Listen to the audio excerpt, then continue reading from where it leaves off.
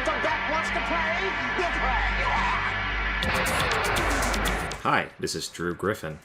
Today I'm joined by Tim Partridge for a commentary on Batman Forever 30th Anniversary Edition.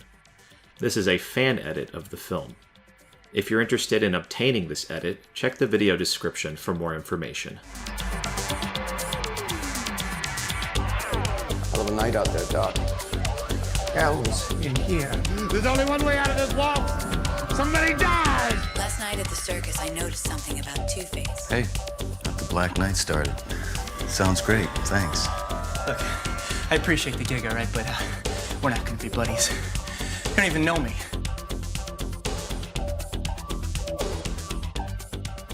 Well, I'm really glad to have this opportunity, and it's actually amazing to hear your voice after seeing so many of your videos. And but yeah, just for the kids at home, if you'd like to tell me a little about yourself. No, well, it's great to hear your voice as well, Drew. Thank you. And I've enjoyed the content that you put out on 1995 Batman. I sometimes put out, yeah. It's all good. Yeah, I'm a filmmaker. I also have a YouTube channel, and you can find that at Tim Partridge on YouTube. And I analyze films on that. In fact, previously, pertinent to this, I did a big breakdown on Batman Forever.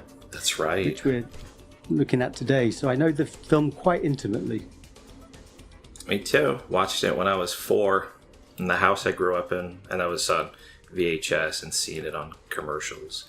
I distinctly remember that VHS ad. Buy it now, own it forever. That was my best Peter Cullen. Peter Cullen does all the best commercials. He's great. He's Optimus Prime.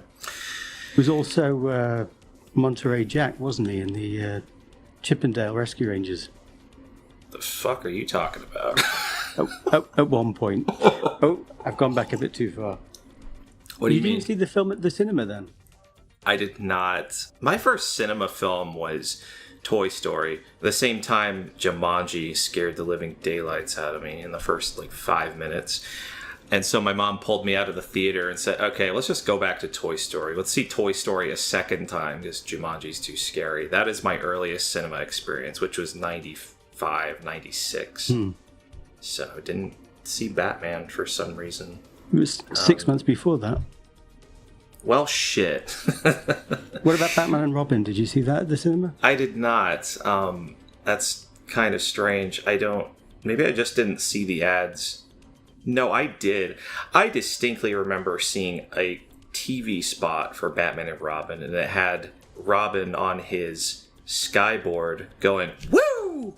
It didn't matter. I didn't have to rush out and go see it for some reason. I don't know why these things don't happen. I was really young. I think VHS was so popular that I would always wait for home format.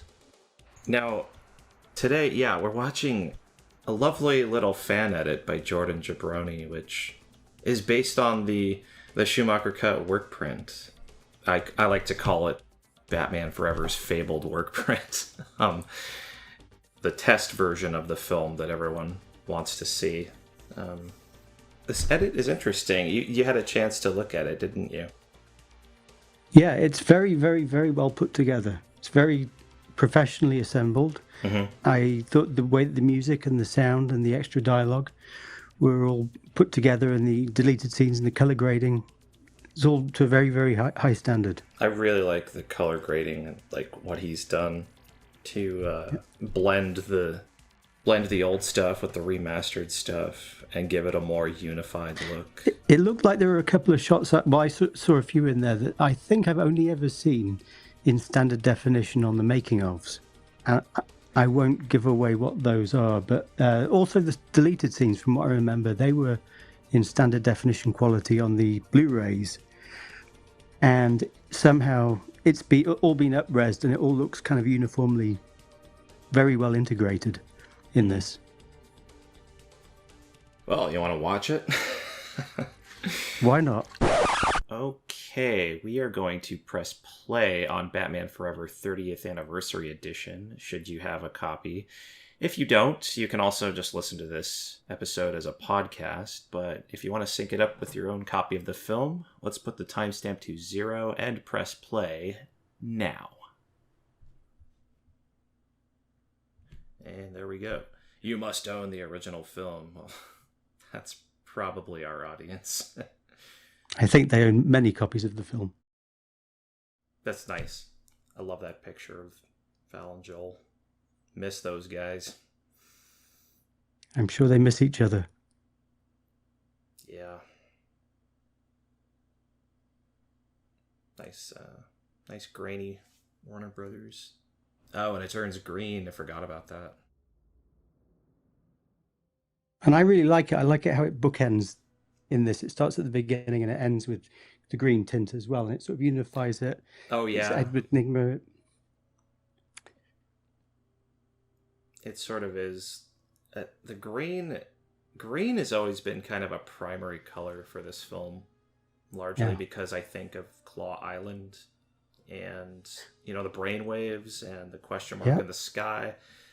Yeah. When the film was marketed, I remember going to the Warner Brothers store in, must have been maybe late 94, early 95, somewhere around that time. But the first ever images I saw from the film were these T-shirts, and it had the logo, the green question mark logo with the bat in it. I love that logo. So I strongly associate the color green with it. Forever. Now that title will be very relevant in this version of the film. You'll understand why it's called Batman Forever. Now, you were sort of inquiring earlier about my experience watching the actual work print of this film, which this cut is based on. And one of the additions here was the exterior establishing shot had 2 more angles. One, they're kind of just for atmosphere. The first one was a shot of a puddle of water with leaves. Doesn't add much. But the other one was a exterior of this tower, just panning up through the rain. You get a better look at the Gothic architecture, which is great for mood. It's a great scene, and I think the tone is played, even though it's heightened, it's still a bit more realistic, and it still feels a bit more in Schumacher's world of, like, say, something like The Lost Boys or Flatliners even. Yeah. Even though René Auberjonois was playing a mad scientist-looking doctor. I think the thing that you notice first when you watch this cut, with all these attempts to put these scenes at the beginning, you can really feel Warner Brothers looking at preview 1, aka the Schumacher cut, and going, "Where's Batman? We're making a Batman film." That's probably what happened. Yeah. We're waiting 8 minutes until we see him. Yeah. What is this character building? Yeah. We want some action, reassurance. Yeah. Now this voiceover is new for this version, and it had to be reworked to match the structure of the film. It's just announcing Harvey's escape, which is great because that establishing shot over the city, it feels a bit more dangerous because we just came from a scene where Two-Face wrote blood on the wall. And so, I can already feel that character's shadow over the film, which is great. I've read the scripts, 3 different scripts for the film. So I've read the one by The Bachelors from 1993, then one by Akiva Goldsman from early 94, and then the shooting script.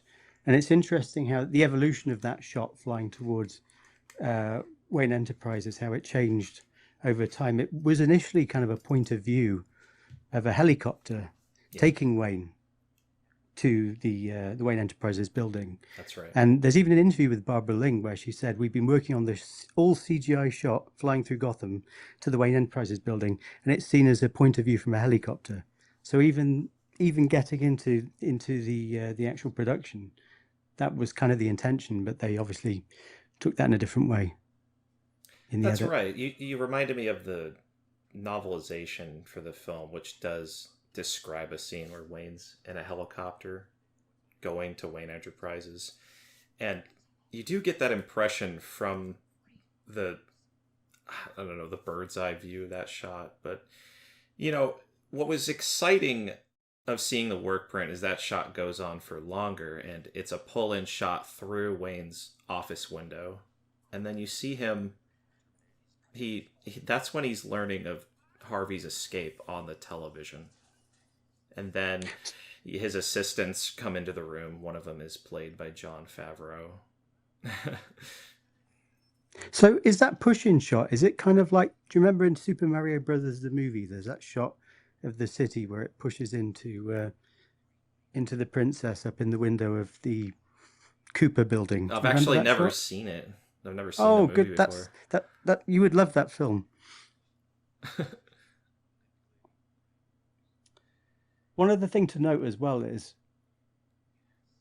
all of this, well, not all of the dialogue, but they say about 90% of it had to be re-recorded because of special effects and atmospherics that were all happening on the set. And also a lot of this was filmed on those big, the big Hughes hangar in California, which was very echoey. So they always knew that they were going to be re-recording. And I kind of get, having listened to you speak about this in your breakdown of the Schumacher cut, and other people as well, that it seems like liberty was taken with the performances as they had been filmed in once they got into the ADR. That's right. I'm glad you brought this up, because it reminded me when I first heard that news, or that bit of trivia, is that a lot of the dialogue was unusable and they re-recorded it. You know, it sort of hit me. It's like, oh yeah, you know, the voice director in post was like, bigger, more, okay, say that again, but louder, more over the top. And I would have preferred, you know, a lot of the original takes on the dialogue. But this is a bad example of over the top, because this is nice and intimate. Kind of, but then you've got Fred Stickley, who's acting as a cartoon character. And that's kind of the thing in the film. You've kind of got these really realistic small performances with the main cast of the protagonists. So Bruce, Chase, Robin, Alfred. Yeah. And then you'll have a mixture of everybody else. Apart from the villains are played kind of over the top, apart from Drew Barrymore, who plays it small. Naughty. But then you've got other people like Fred Stickley and Gossip Gertie who are completely over the top. But then you've got other people like Wayne's assistants who are all played straight. And I believe the Joe Grafasi character at the bank, from what you've said, way different in that work print, yeah. I'll be able to tell you which. I could give you an example of the officer. What's his name?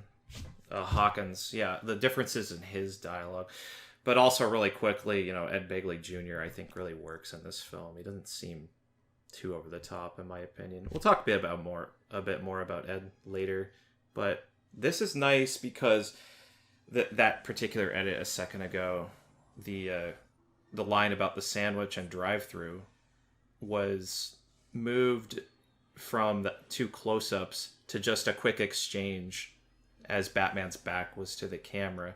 What's nice about that is that in the theatrical version of the film, it kind of stops the movie's serious tone for a quick joke. And, you know, people have issues with that, and I think it's actually better that here what he's done, because it doesn't stop the momentum of the scene to have that joke. You know? No. Well, it really shifts the tone as well. Although I think actually with that big title sequence at the beginning with all the multicolors, which looks more like a Superman title sequence compared to what we'd seen in the previous Burton movies, it kind of has I mean, they were always intending to go for that lighter tone. The colors of each of the cast members' credits is interesting because it's all kind of their primary colors, something that's inspired by their look in the film. Like his is purple, for example, and Chase's is yellow, kind of like her blonde hair, which I always found kind of funny. Well, officially, her color was supposed to be pink, according to an interview with cinematographer Stephen Goldblatt. But I don't think we ever see her near the color pink in the film. Interesting. I think they went very loose with the color palette. I mean, the thing, one of the big kind of tonal criticisms, I think, is just how it doesn't, and style, it doesn't sit on one thing. You know, it tries to do everything. It tries to be naturalistic. It tries to be heightened. Yeah. It tries to be monochromatic. It tries to be bright and dazzling. It tries to be realistic. It tries to be stylized. It's like trying to impress everyone. And that's, I guess, what they were trying to do, trying to get the broadest audience in. Yeah. Now, Two-Face's first scene, I think, really works. I love the way he's framed and shot. He gets some good dialogue, and when he sort of reveals his twisted side and he says, "Luck, blind doodah luck," I'm all right with that. I especially love the red coming from off camera onto his face. I think that works, and especially in this cut, we've come from that scene where he wrote "The Bat Must Die" and escaped from prison, you know, armed and extremely dangerous, and now he's here, like, intimidating this innocent man. That's even better in this cut. I know some of his dialogue's over the top, and it is the same in the work print as it is in the final film. I'll point out the differences when we get to them. But I like Tommy Lee Jones in this film, even though I know many people do not. So his performance is pretty much as what you see in the final film. Yes, but I will mention the differences when we get to them. When I did this commentary with Neil Ricketson, I complained about this scene, Batman getting too close to her face when he should be just kind of mission focused, not really looking at her. You know, he needs to protect his secret identity, not take the time to, you know, get up close with sexy doctors. I kind of like the cheekiness of it throughout, and there's a bit that, because of the re-editing, I think benefits later on, but again, we'll get to that. Yeah.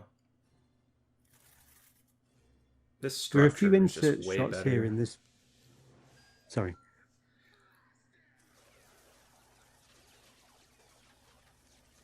How far are we into this? We're 12 and a half minutes, and we're finally going to get Batman coming through that door, and it feels more earned because we've had this setup. You know, we've seen a little of Bruce Wayne, we've seen a little of Two-Face, a little of everyone, except Robin. Going down. That's a great new addition. Again, it's admirable that these have been put in. Yeah. The color These grading extra shots. kind of matched too. It feels like it's part of the film. And yeah, we've only ever seen that in the trailer. Now here's a difference that was really noticeable, was the comedy sound effect on the Batgoo electricity it just sounded like regular, you know, electricity in the work print.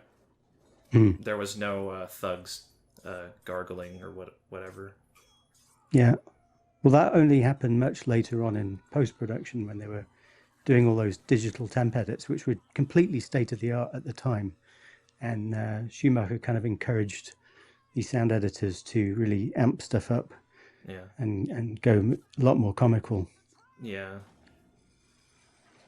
But that lighter tone was always a work in progress. You know, the film was always a work in progress in terms of its lightning, and it starts from the beginning as well. I mean, even the costumes of Two-Face, etc., they were much more in a different kind of much lighter world than everything that we'd seen in the Burton films.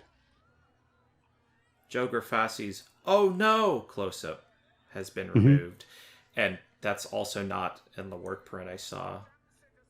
So he gets lines in the theatrical cut that weren't there before, and I don't know why they added that stuff.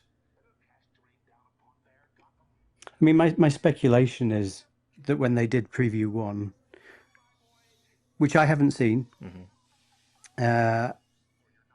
my feeling is that I mean, I have issues. I've read everything that I could find, every script to do with Batman Forever, and you can see just things change and kind of the narrative kind of getting messed in places Yeah. with good intentions, but also the kind of production scaling down of the kind of big ambitions that they had at the beginning, which I go into depth in the video on my channel. But I kind of feel like when they got to when they were screening preview one, I think they probably said, "Where's Batman? We need a faster pace." I think some of the stuff, I know the giant bat is beloved, and I love the idea of it. Yeah. And I think it comes from the Bachelor's script, but I think a lot of that got really muddied with the red book thing as an image, and probably caused a lot of confusion. And I can see why things were removed. And I think also at that point, I imagine they just they were conscious of keeping it light, and stuff like the sound effects and adding dialogue that's kind of like Joe Grafasi's, making it much more overtly comic. Yeah. I think they were trying to get, in any way that they can, they were trying to soften the film. And it was quite soft to begin with. Joe Grafasi's kind of dubbed in lines feel like something more at home in the Flintstones movie. You know. Have you seen Natural Born Killers? I have not. That came out like 6 months before this film, and he plays pretty much an identical character. Well, near identical character. Are you serious? He's playing a prison guard, yeah, who says, "I don't want to die. I don't want to die." It's almost, and Tommy Lee Jones is in that, playing a. There's so many of that guard's lines that have been removed for this scene, and well, he's a very annoying character. He keeps breaking the mood of that intense acid bank vault scene that it keeps getting undercutted because we keep having him go, "Oh, that's my hearing aid! It's boiling acid! Wow!" See, the boiling acid is another one where I imagine maybe when they were viewing it, they thought, "What's that shit that's filling up the bank vault? Oh, let's have the guy say, oh, it's acid." Yeah. And thank you, Jordan, for reinstating Two-Face's best line in the film. "If the bat wants to play, we'll play." Yeah.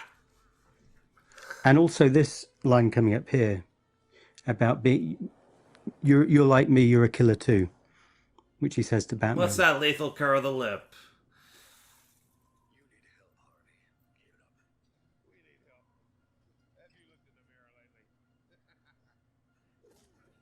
Oh, there's the kick. Yeah. Theatrical. He's done a he really just good job kicks him, but yeah. It's a really good job to integrate that footage. Yeah. Well, I saw this scene is in the work print, and there's better coverage of this scene, more close-ups. Mm-hmm. This kind of drags for me because it's not broken up enough. Yeah, it's limited by the deleted scenes, and he's done an admirable job of reinstating it. But you see how it's just holding on this?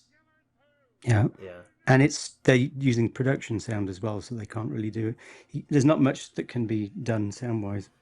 Yeah. It almost works for me, but it's obviously limited by what's available. It felt more complete in the work print. I really liked that stuff. Seeing the Schumacher cut. How much footage would you say, new footage that we haven't seen in the movie, is in the Schumacher cut? What would your estimate be? Well, I can't tell you my estimate. I might get an idea a little later, but for now I can tell you theatrical 2 hours 1 minute, work print 2 hours 15 minutes. Mm-hmm. And this movie deserves 2 hours and 15 minutes just for how much is in it. I have a big problem with how long movies are these days, like Masters of the Universe right now. 2 hours and 25 minutes, I'm not watching that. No. But something like this would benefit greatly from the extra footage.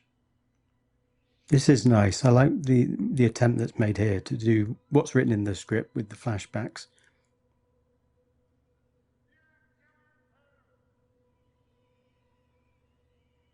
And with that line, "You're a killer too." Yeah.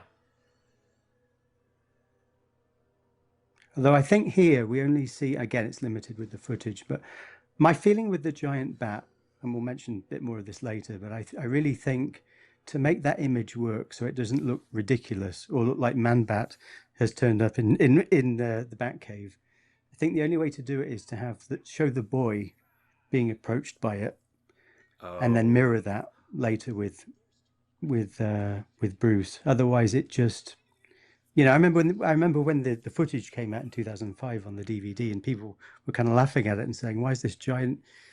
Because they're taking it literally. They're like, "Oh, there's a gigantic bat the size of a human flying towards him and hovering. And realistically, what's going on?"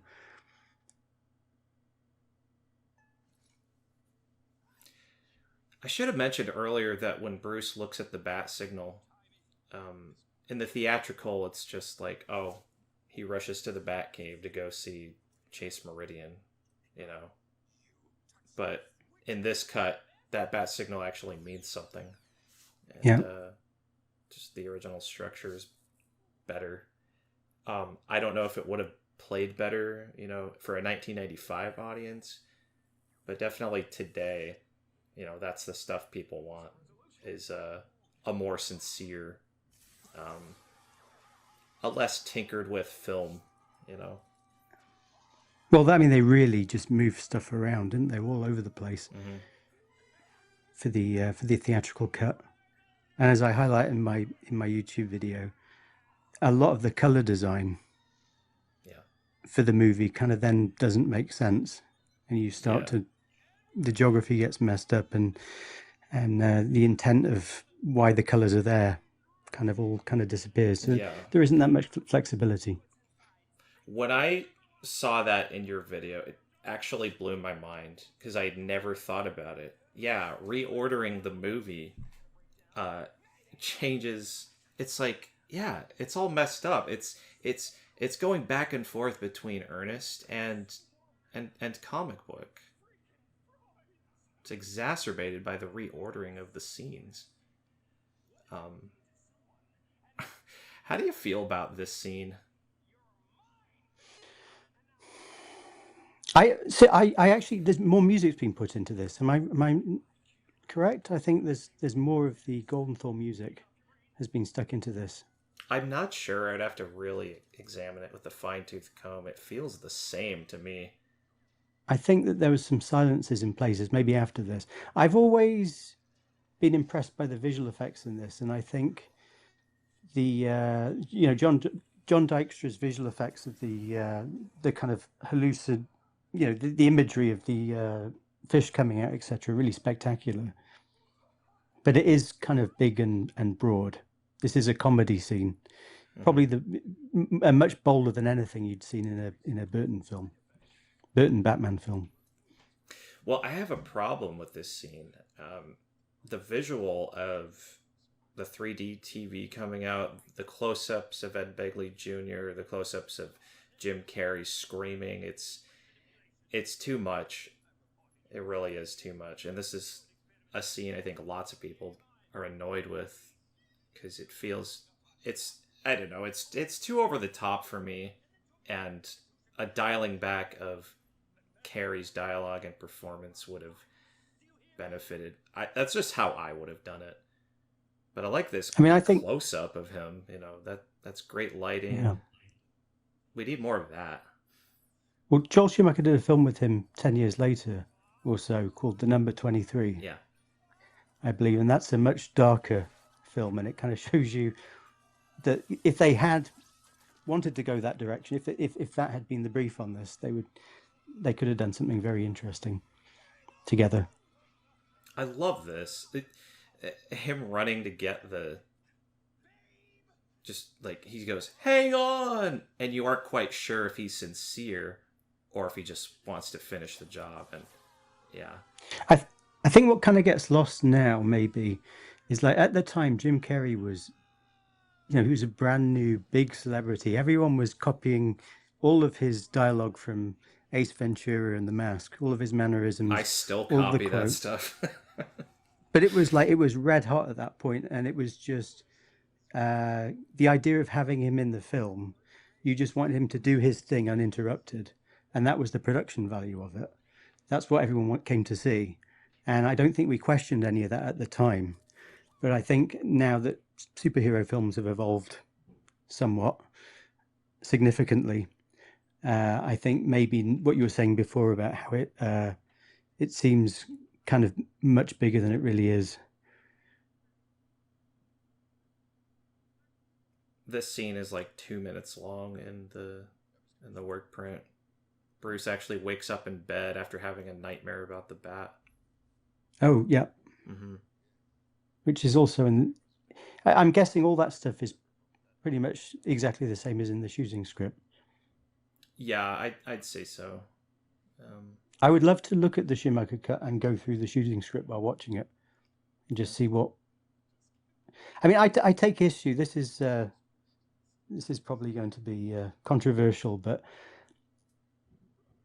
the name Schumacher cut implies that this was how it was originally intended, and it was taken away. And there's sort of a narrative that's sort of created by fans, I think. That's right. Whereby they were separated from what was supposed to be this thing that meant something. You know, this original cut, which was the vision and artistic intention, and it's like this was a for-hire job in which the brief was to make a lighter Batman film from the beginning.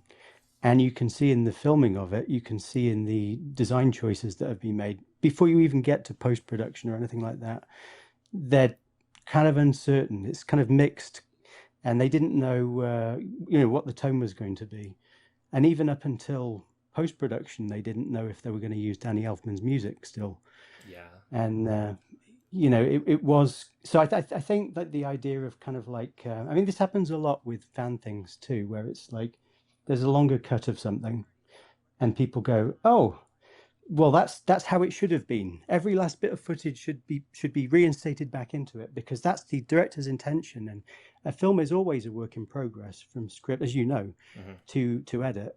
However, I'm going to caveat that now before you hit the comment section and say I have not seen the Schumacher cut, the inverted commas Schumacher cut, which I don't like to. I think it should be called Preview 1. Personally, I think we should all be a bit more realistic about it and call it Preview 1, which is what it is. But I've not seen it, and I was very excited watching this, Drew, because it just, even having the original structure put back in as loosely as it can be with the footage that's the deleted scenes that are available, it's kind of exciting, isn't it? Just to see it in order, and there's parts where you go, ooh, that's hey, wow, That's what it started as, essentially. So I would love to see it, but I think that the idea that it was intended to be something darker and better. I think, as I said, I think there are narrative problems with it that are really obvious when you just read the scripts. Yeah.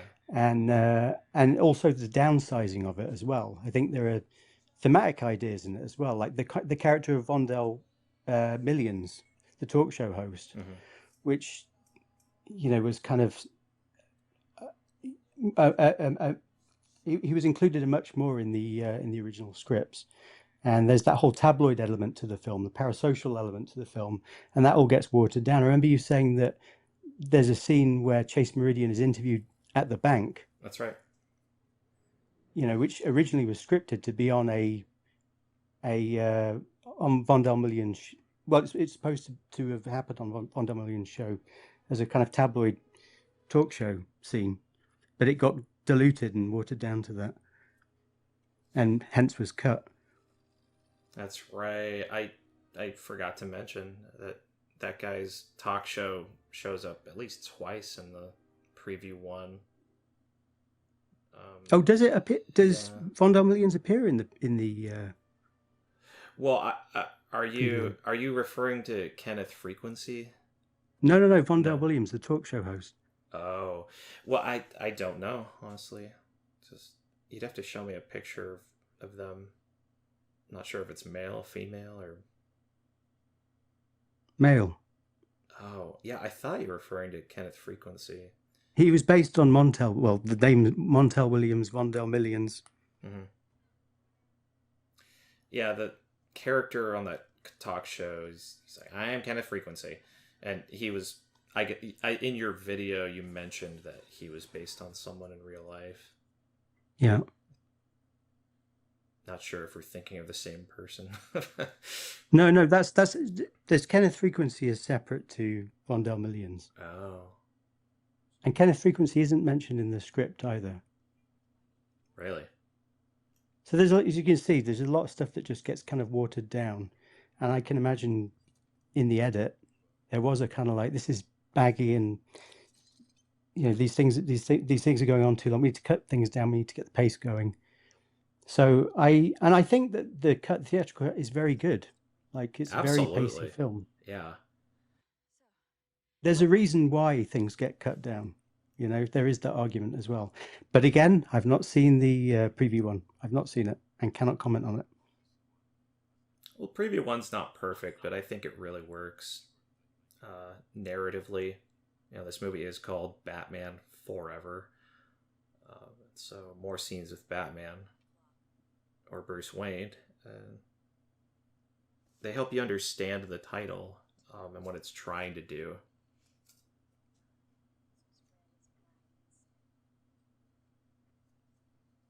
There's one shot here with the doll, the Two-Face doll, where they put the Two-Face quote has been put over the top of it as audio. Oh, for this You're edit? a killer too.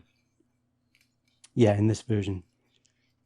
It doesn't quite work, but I appreciate there's no other way to convey that recurring feeling to Bruce with the footage that they had.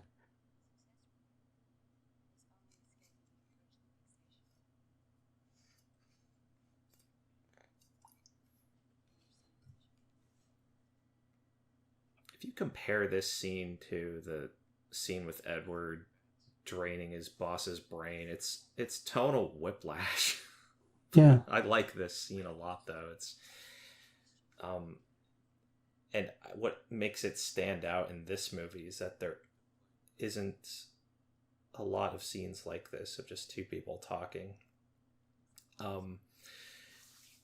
It feels, I mean, there's lots of scenes like this in Batman Begins, who I looked at with Neil Ricketson, and the movie almost kind of drags because of it.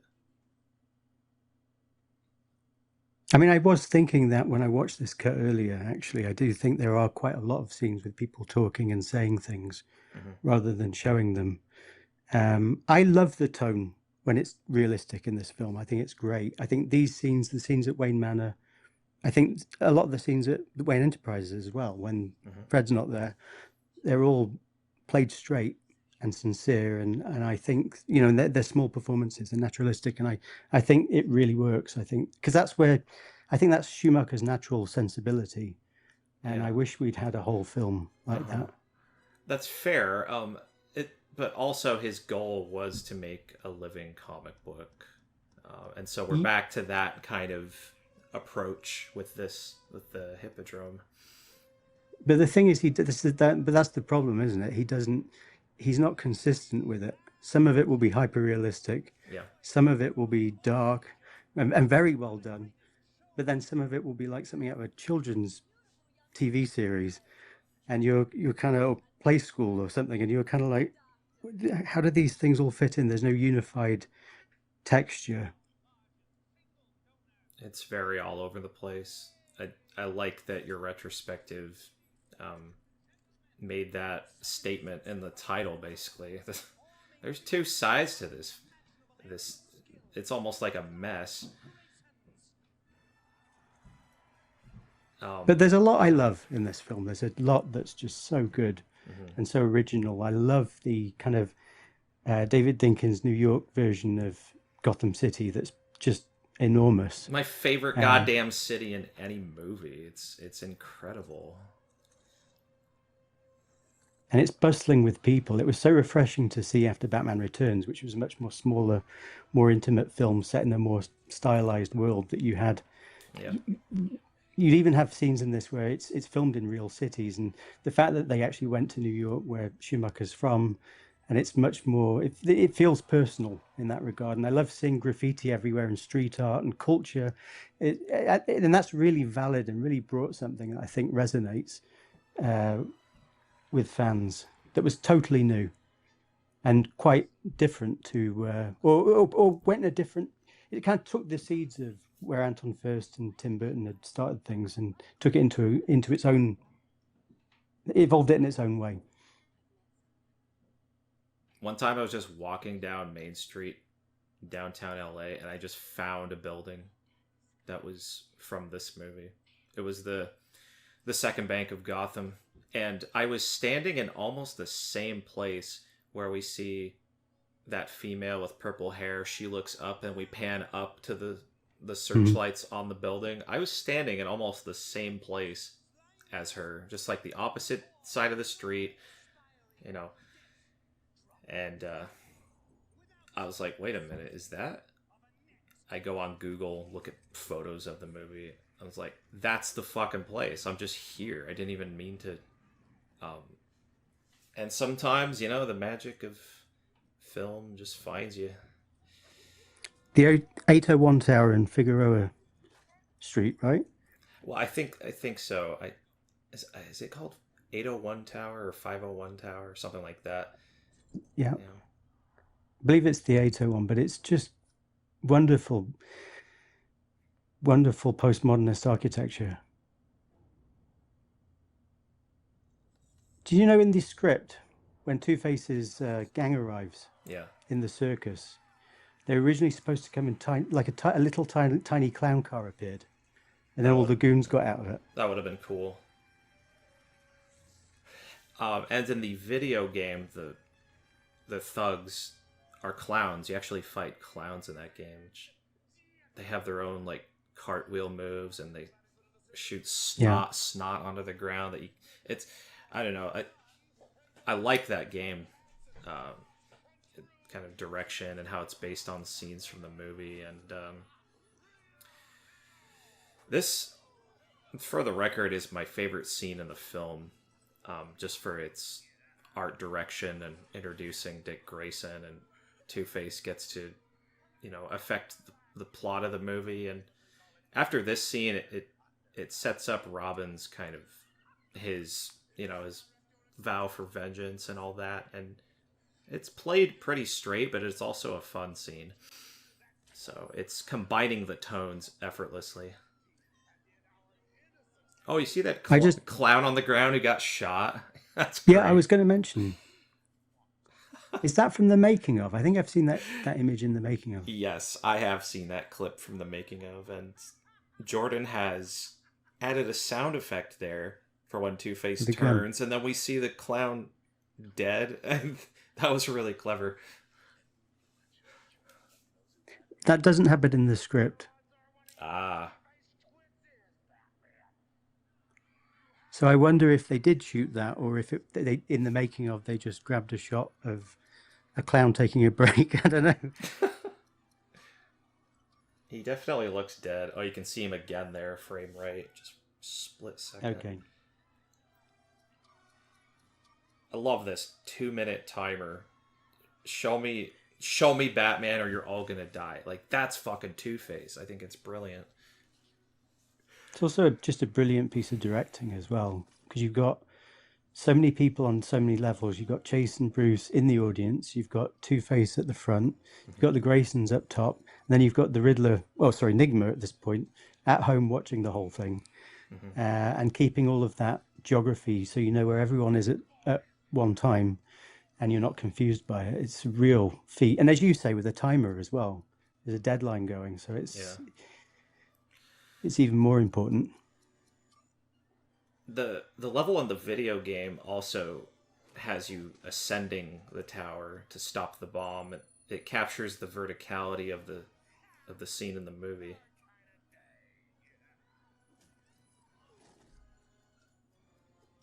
Also, for the record, I know it's sort of among fandom and things, it's unpopular to say that you like Robin in this film, because apparently he was played by a much older actor than a teenager or whatever. But I really like Chris O'Donnell. I think he's brilliant. I thought Schumacher and O'Donnell and everybody else, they managed to make this character work and really update it in a bold way that hasn't been attempted since.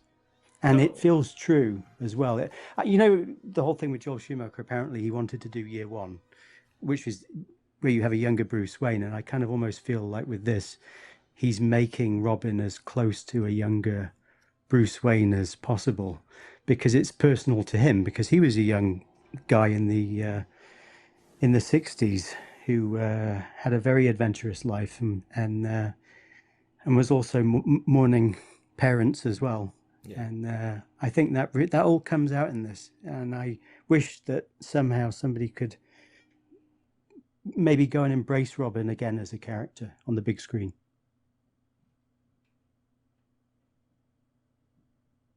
Is there anything nobody's had the balls to attempt Robin again, and I think that's a shame. I just wanted to ask, in the cut that you saw then, is any of this different from what we've seen in the theatrical? No, not from memory. So it's much the same as it was in Preview 1. Although Preview 1 had some awful Cirque du Soleil music that seemed very out of place. And so Goldenthal's work for the scene it works a lot better. I was really interested by what you said about that, because about the music, sorry, in when you did your breakdown of the Preview 1 cut. And I think I saw the Epic Film guys as well similarly also said something about the music and how it changes the tone completely, and how I think you're both very taken by that.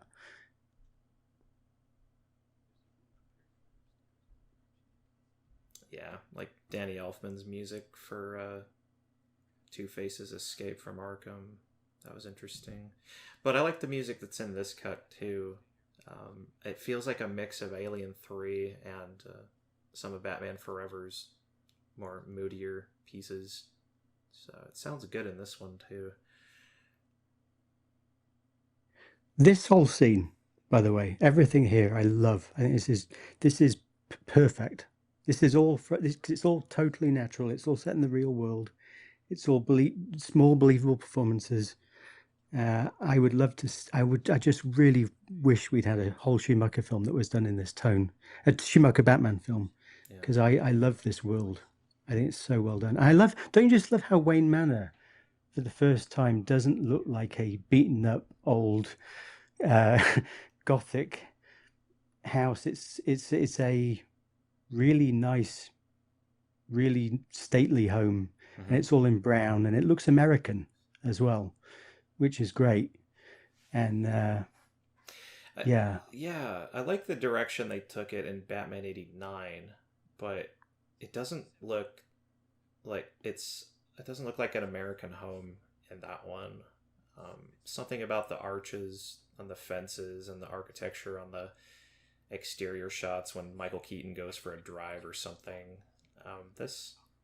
I prefer this one. Honestly, I would love to live in this house. It's my favorite Wayne Manor as any of these films. Well, the one in Batman Returns kind of reminds me of the house from Citizen Kane at the beginning. You know, it's big, and it's cold, deliberately so, and it's expressionistic and scary, and that all works for that. But I like that in here there's kind of a family is being grown, and there's a look towards a father figure, kind of, or at least the idea of Batman taking on a younger partner as well, and it having more of a kind of family ambience. Although, have you seen some of Schumacher's other films, like Veronica Guerin? Have you seen that film? No, and I need to see his other films.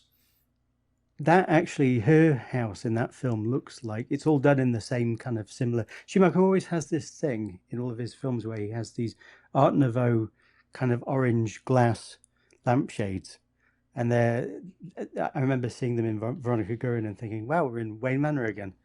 But I love his style that is true to him. You see a bit of it in the film in Batman Forever. Oh, correction. A few months ago, I watched DC Cab. God, what a mess. Well, I liked it though.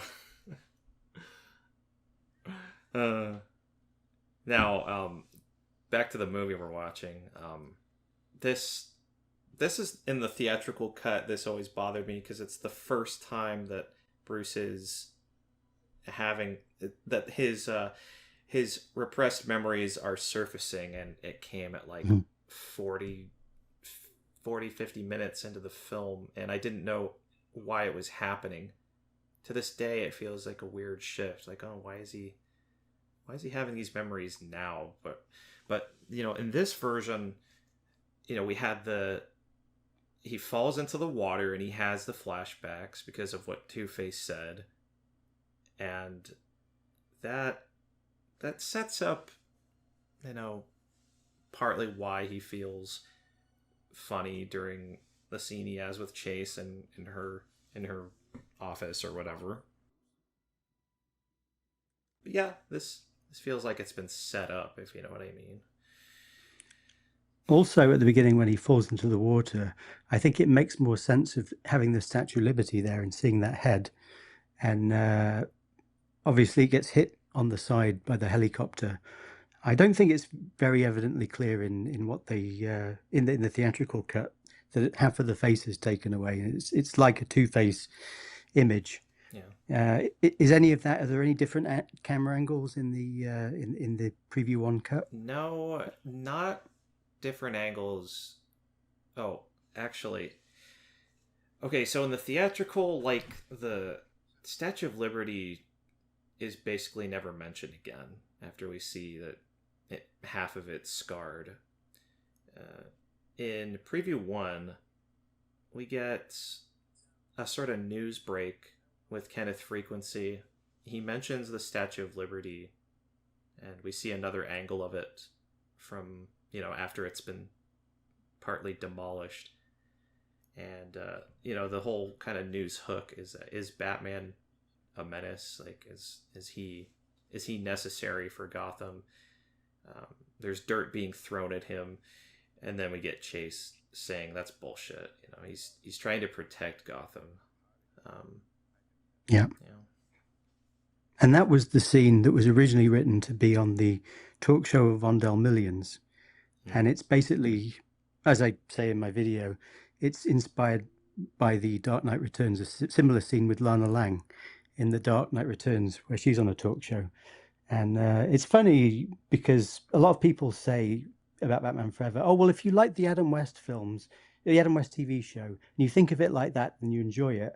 And it was never intended that way to be compared. There was nobody, I think, apart from the Holy Rusted Metal Batman thing at the end, the line, certainly visually, there was no intention. Lynn Varley, who was the colorist of The Dark Knight Returns, had more of an influence on Batman Forever than Adam West did.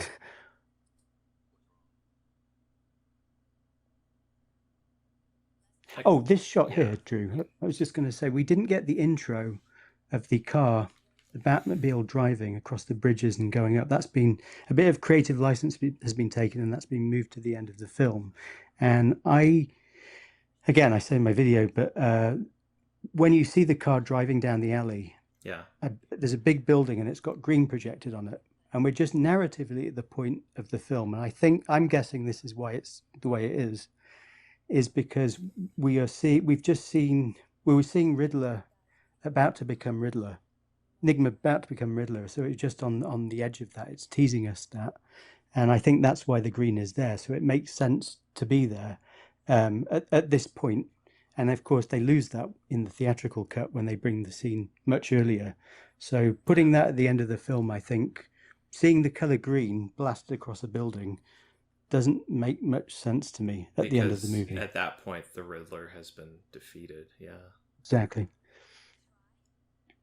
Oh, another thing that they've done here is at the beginning she says, I noticed at the circus as opposed to I noticed at the bank, because of course the scenes had been moved around. And it did make me think, even though I've read the scripts, just seeing it in action, you think, oh, that's really playful. I like the fact that she's gone on a date with Bruce Wayne. She's got quite close to Bruce Wayne, but now she's meeting up with this guy and flirting with him. I thought that was kind of impish and interesting in a way that that's not there in the theatrical, because she's only ever met Batman up until that point. Yeah. Theatrical cut, this would have come right after the Wayne Enterprises scene. And then right after this, now we would cut to Enigma testing his new brain machine. Yep. And I don't like that structure. I don't like this scene when it comes up in the theatrical version, but it's all right here. It's just that's how it originally was. Well, that shot of the car coming around the corner shouldn't be here, because that's obvious. That I think that's taken from the hair salon scene. It looks like it's somewhere near there, but it's supposed to be that he's continuously he drops off in this underground driveway area, and it's all red, and then he continues in that red underground into this car chase with Two-Face, and it makes much more sense seeing it this way. This feels a lot better, and it felt like a huge relief to see this when I saw the work print, to see this scene come after the rooftop with Chase. It was like a big relief, and it was incredibly validating to see it that way, because it's like, yeah, this matches the script. Yeah. I hate this scene in the theatrical version. It serves no function other than, oh, Two-Face is mad that Batman won't die, and then we get the Riddler. Well, I don't know. I think the big problem in all of the drafts of the script, apart from the Bachelor one, is that Two-Face doesn't have any motivation whatsoever to get Batman. He wants to get Batman, but there's no reason. That's right. In the Bachelor's draft, the whole reason was that he felt that Batman was a kind of a chicken for putting a mask on. He was really angered by that. He's showing him both of his selves to the world. And so when Riddler comes along and says, I can read people's minds and we can find out who Batman's identity is, then Two-Face is like, great, I'm involved, because that's my goal. Whereas he doesn't have any of that here.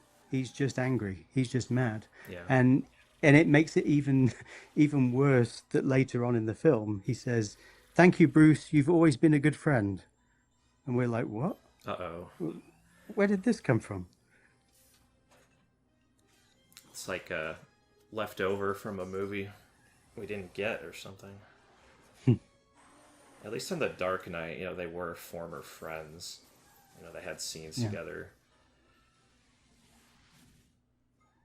I also think that I know everyone likes practical effects over CGI, but I really think that the Aaron Eckhart version of Two-Face, for various reasons, is just so superior to the one that Rick Baker got hampered with. I think what Rick Baker could have done with this and wanted to do would have been great, and would have looked a lot more like Alex Winter in that film. You know that film Freaked? Do you remember that? Never seen it. If you go online and you look at Alex Winter in any videos from that, he's kind of got a Two-Face style face where he's got half a kind of ugly goblin thing on one side and his real side on the other. And I think Baker was pushing for that. He wanted to have goofy teeth on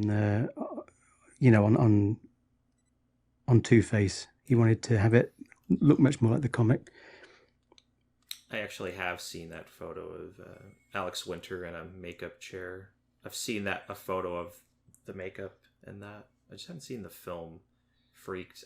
I've got some homework to do after this one. Was this in preview on this shot? The sequence? Yes, and it goes on for like 5 seconds longer because we see Edward on the screen. We see him making the Riddler costume. So we kind of see the Riddler costume before he shows up in this scene.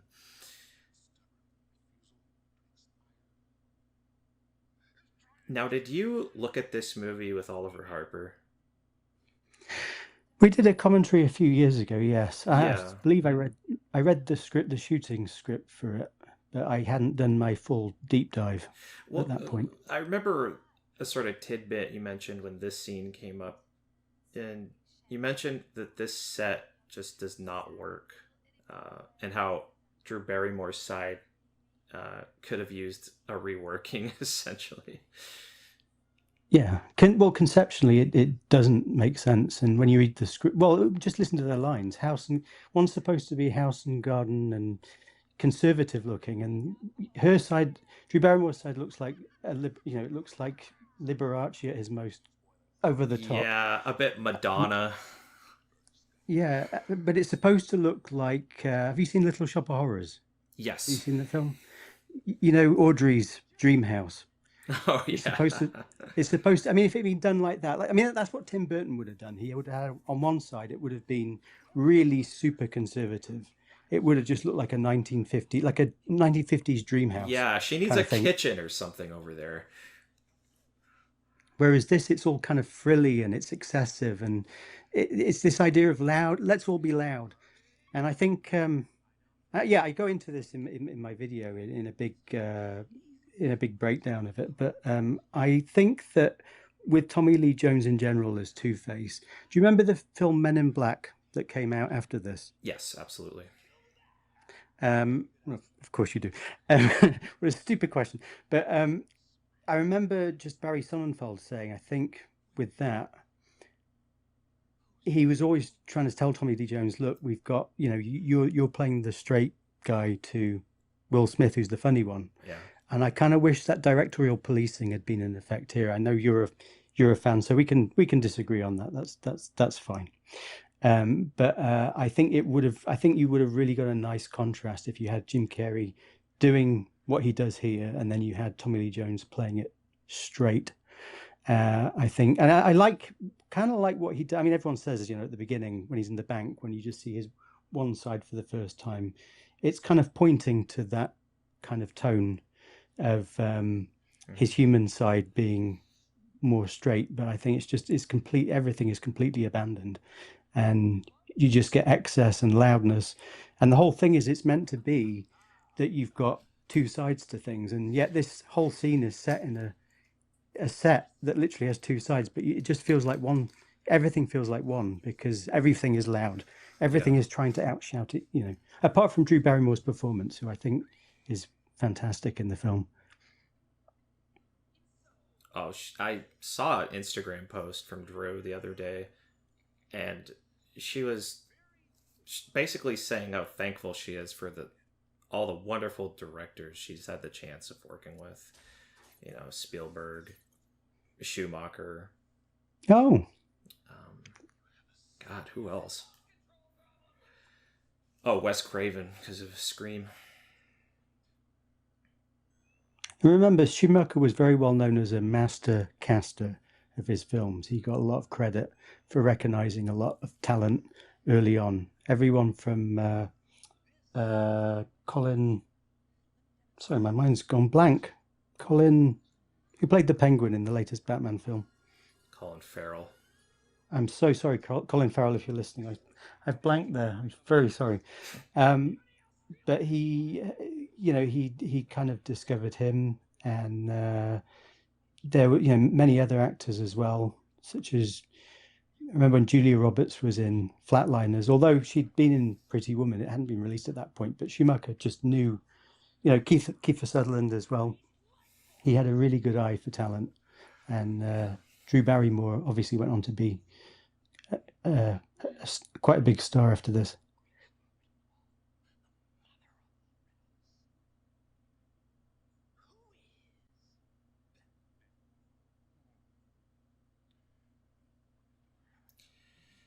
Oh, I'm getting sort of absorbed in Carrey's performance.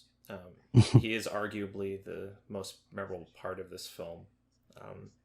I do know going into this podcast with you, I was at some point going to bring up the possibility of maybe like cutting back some of his scenes.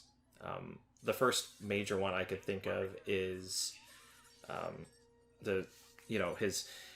his I started killing of his boss. his sort of dance. I may have cut back some of that, and then the scene where he demolishes the Batcave and he's just kind of goofing around.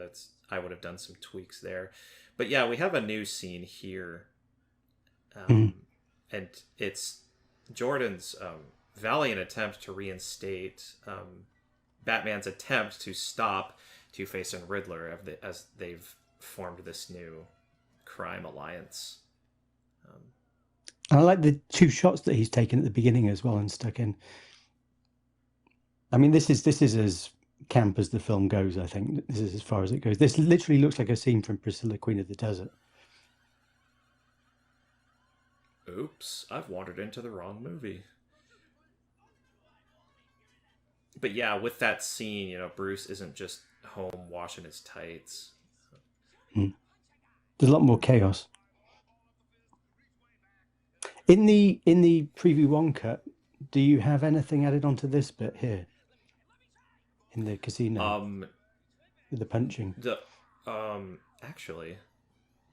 Oh yeah, there was a couple more seconds where Two-Face punches the guy for Riddler. That's kind of a funny cut in the theatrical, though, where he goes, "Dow!" and then the scene ends.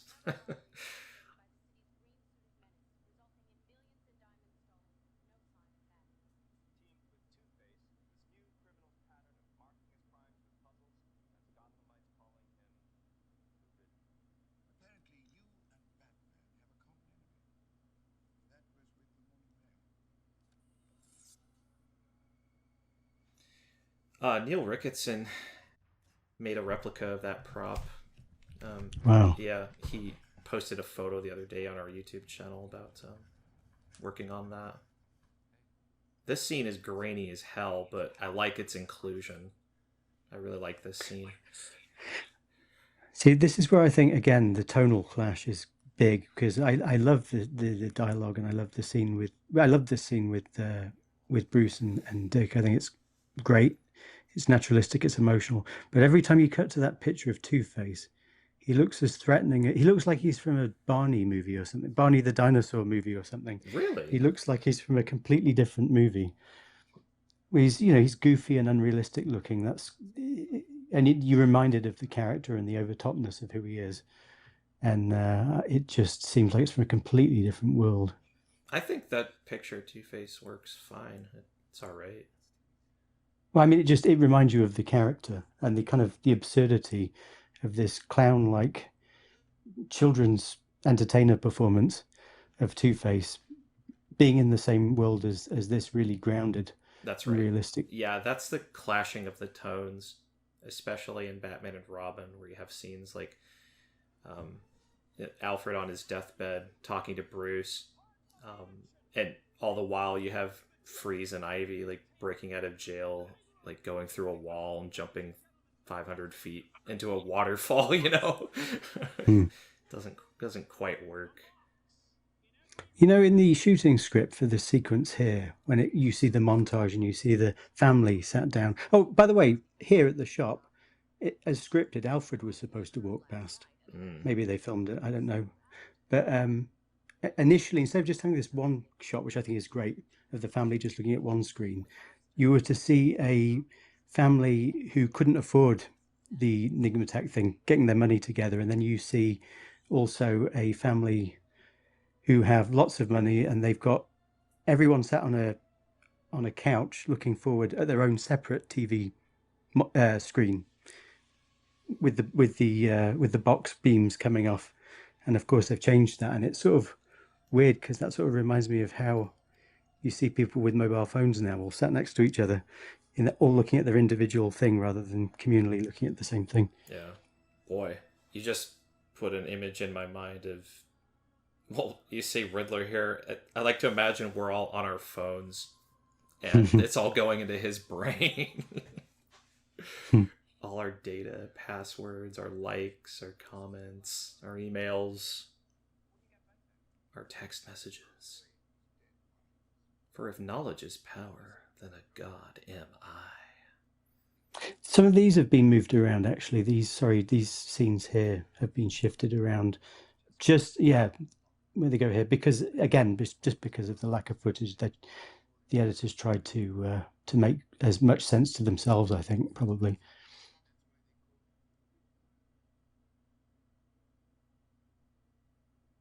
Nice try there. That was kind of jarring. We cut from Alfred to another scene with Alfred, but I do like the order of it.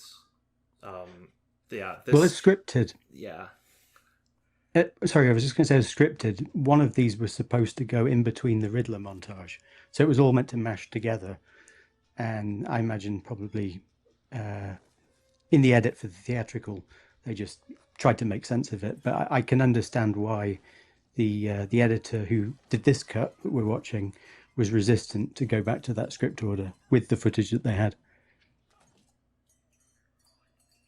Yeah, it is ultimately his version, but it's faithful. I like the inclusion of all the scenes. Just about every deleted scene has been that's available has been put back in. It's just very apparent, isn't it, that a lot of effort has been put into this version.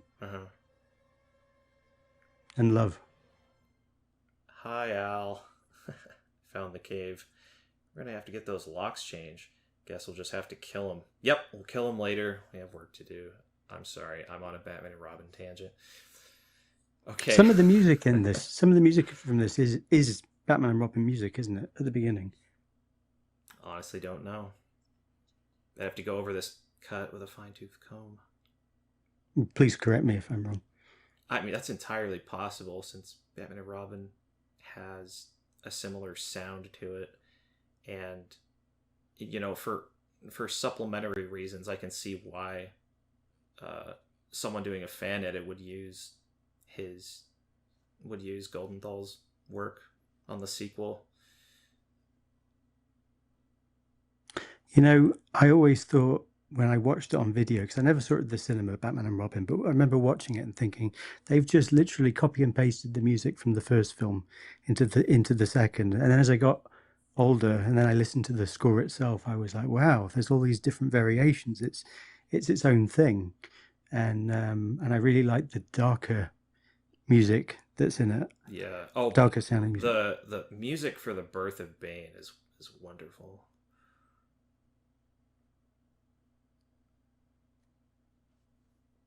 Preview 1 has more of this scene.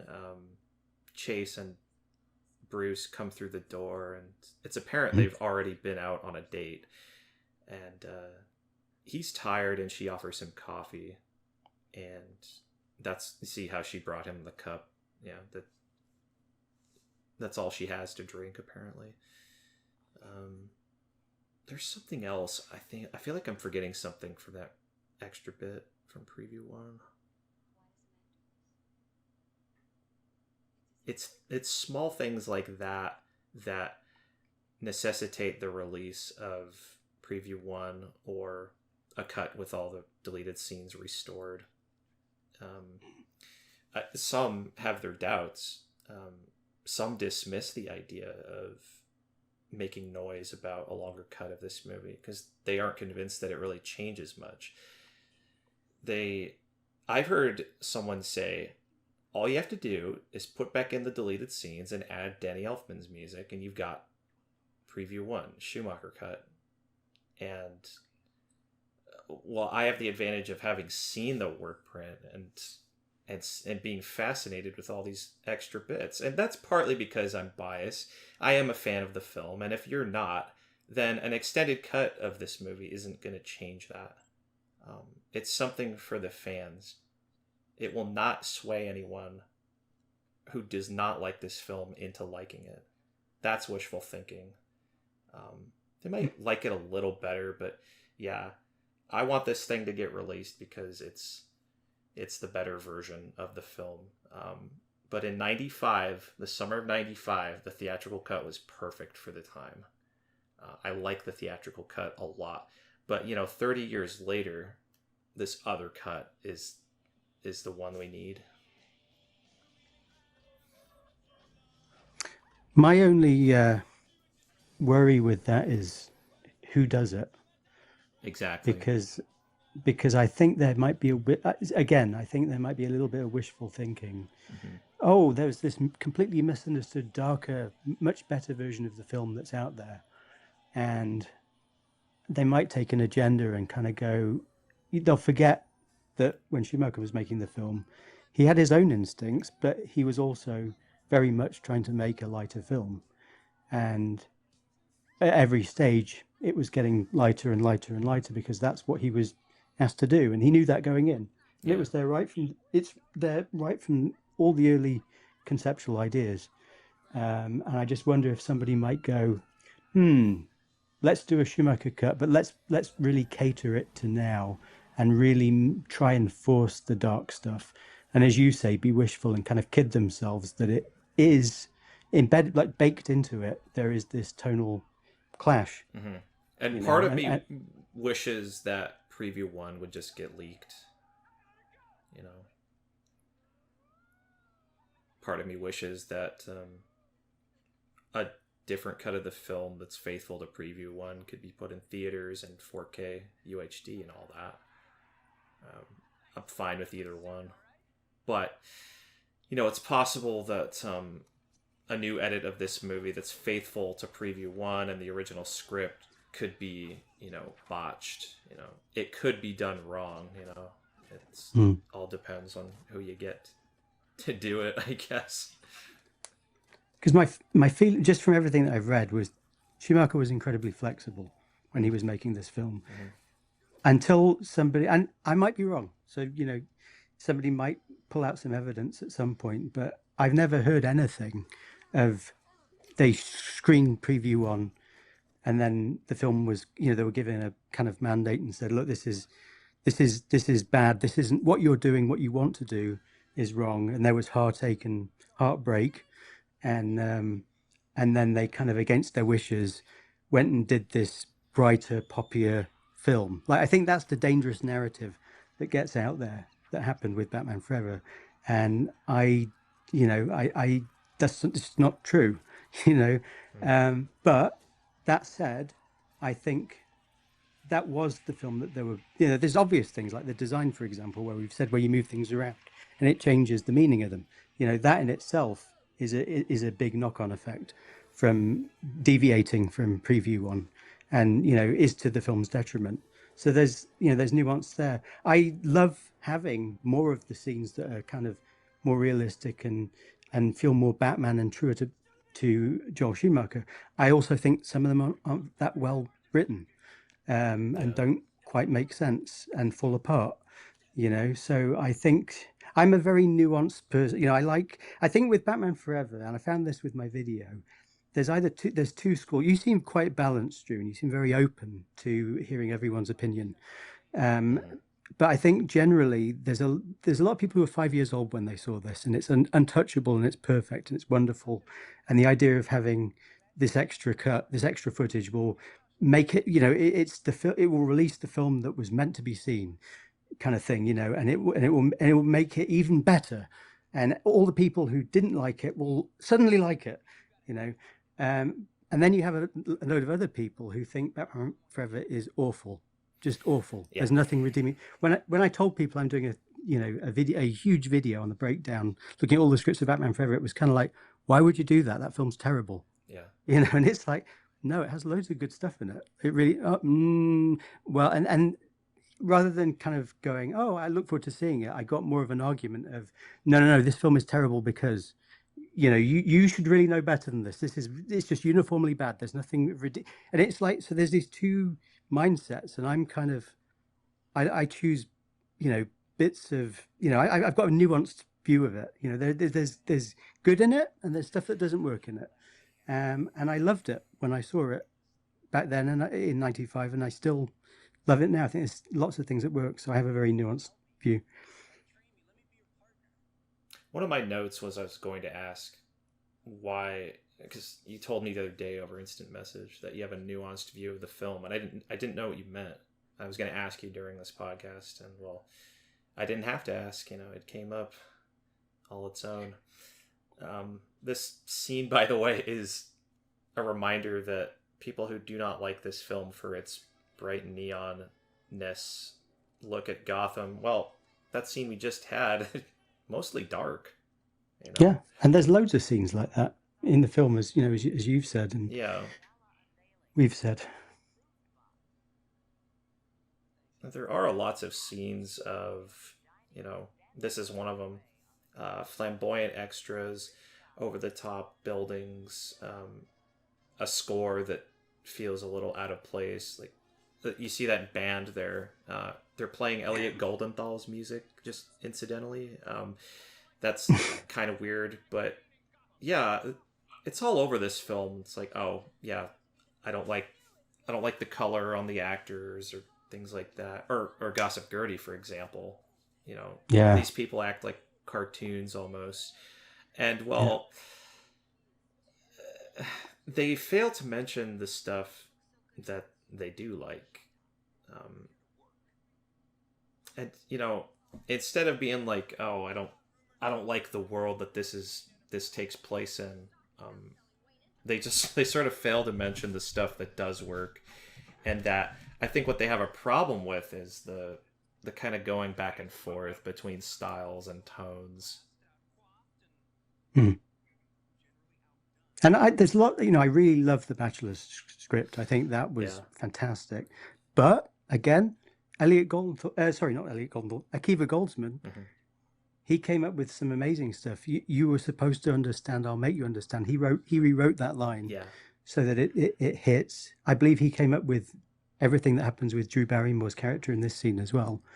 So he, you know, there's stuff in it that's my favorite parts of the movie that he came up with, but I ultimately prefer the Bachelor's thing. And I think they're two separate minds, you know, who with two separate kind of ways of thinking, and they were asked to do two completely different things as well.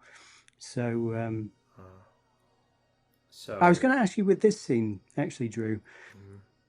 I mentioned in my video about how there was meant to be a kind of Punk meets Versailles kind of look to everybody here at the party. They were supposed to look, you know, Riddler was at one point written to look like Louis XIV. And you can see some, like right in the background in some of these shots, if you really squint and know where to look, there are a few waiters walking around who've got big wigs on and stuff that look like they're from Versailles. Was there any of that more noticeable in the preview cut? No. I don't recall anything really standing out. I will say that the scene we just had of Bruce shaking Edward's hand, there is more to that scene. I don't know if it's entirely necessary, because the scene works in the final cut. Just like this, we could have been partners, Bruce, and now look at you, you know. Because they really, from what I remember of the script, they're really like trying to outmatch each other, aren't they? Trying to, with the dialogue. Yeah, there's more dialogue when, you know, the four of them. He shows up with his girl, and Nigma shows up with his girl, that kind of thing. That scene's a little longer, but I don't remember much of what was exchanged. It's kind of more of the same. It's been a year now since I saw that work print, maybe. Wow, time flies. Yeah. That was late May of 2025. Wow. Yep. I met Ben Wan at that screening. And Polaris, if you're listening, I met you at that screening as well.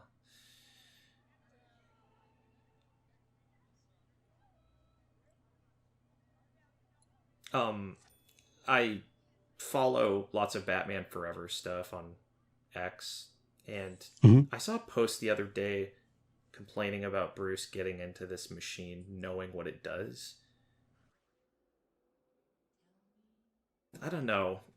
I'm all right with it, because he asks the girl to take out the device that powers it, and then she gives it to him.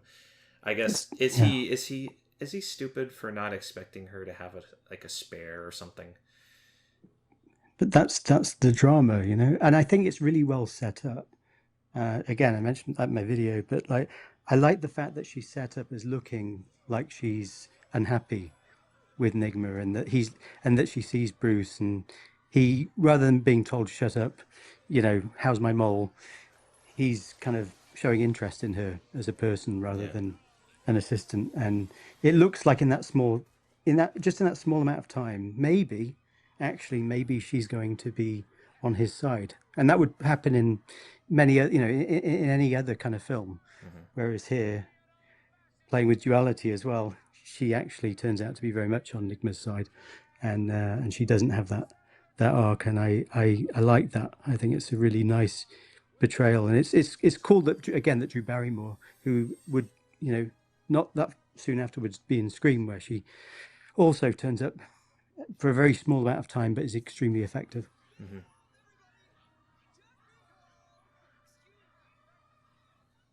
I always forget Dick Grayson is in this scene because he doesn't have any lines. But just for a moment, Chase Meridian and Bruce are walking arm in arm, and they kind of look like almost like a mock kind of family, even though they're all roughly the same age. But Robin is supposed to be quite young, so it's almost like Chase is his mother for a moment. Honestly, Dick Grayson and Chase Meridian don't really have any scenes together, but No.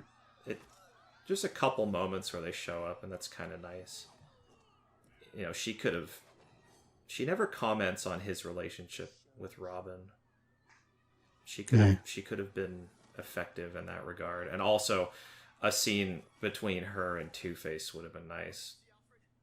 We could have understood Two-Face's motivation if Chase did a diagnosis with him or something. I get and understand, and I like to see, how things are set up and paid off, etc., in all these different scenes. But I also felt watching this earlier that you can again imagine when they're getting notes back from the studio or whatever, or just generally, people are going, all this emphasis on Batman and his trauma, but you got Robin in there. When are we going to get to Robin? Why is Robin being forgotten? Why are we? Do you know what I mean? And then you can see in the theatrical cut that they've tried to take all those elements and sprinkle them so that they're kind of more consistently laid out. So you get, a hit of Robin every so often, you get a hit of Batman every so often, rather than things being, kind of so far apart. Yeah.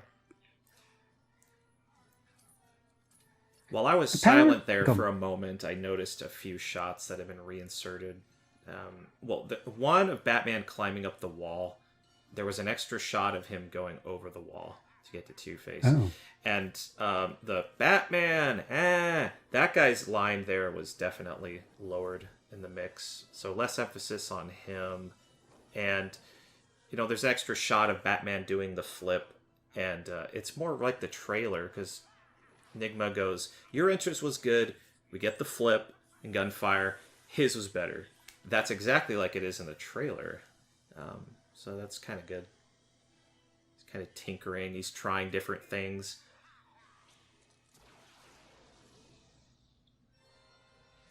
Was this in the preview one cut? Is this all pretty much the same? It is. There's a couple moments I noticed.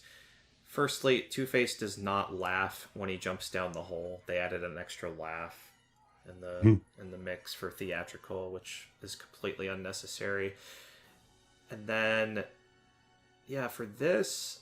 Oh, also when Two-Face is firing his gun as he goes down the stairs, it's to clear out the people that are on the stairs. There's an extra bit of that in the preview 1, which is missing from theatrical. But yeah, that's all the same otherwise, and this is honestly one of the best scenes in any Batman movie. It's all the same beats from the script. It's interesting when you look at the Bachelor script, because this initially was they go to the station and then they end up having a chase on a subway train. And and again, it's just been diluted and diluted and diluted till it becomes an abandoned subway station with nothing in it, so it's interesting how things can evolve like that. But yeah, I love that. I think this is a great moment. This is really nice. And he comes up and he almost looks like Michael Keaton at the end of Batman 89. There's a tell you what else is lighting mismatch on Robin's close-up, but Never mind. That's fine. I kind of like that you can't see his wire as well when he's hanging. There's a nice poetry to that.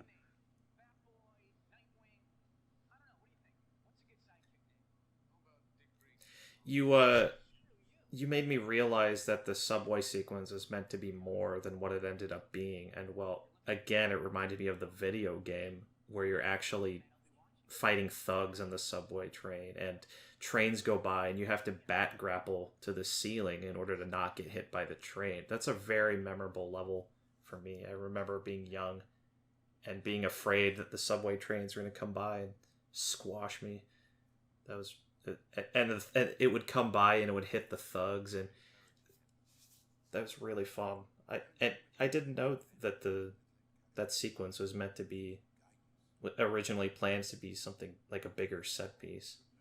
Yeah, well, that was in the first draft. But it's like there's remnants of things. It's often with a lot of these scripts when you read the earlier drafts, they'll do something big, and then they're thinking of budget, or they've just been given notes or whatever, and they'll stay in the same location, or it'll be the same idea of what they're doing, but it will just get diluted, or it'll get whittled down. It'll become smaller and smaller and smaller and smaller until you're kind of like, well, this could kind of I mean, that subway scene could have been anywhere. It could have been a construction site anywhere. It didn't need to be where it was. It could have been a mall. It could have been an underground mall. It could have been anything, But it's still it's a very effective and emotional end to that scene. Kenneth Frequency mentions the subway sabotage scene in this bit, and earlier in the film he originally was going to mention the accident at the Statue of Liberty. So that's two scenes where something breaks essentially, or like a big accident that Batman's taking the blame for it. I could imagine as well with that whole Kenneth Frequency thing, it would have just got a massive groan from adults in the cinema, because the incident happened in 1986 when Dan Rather.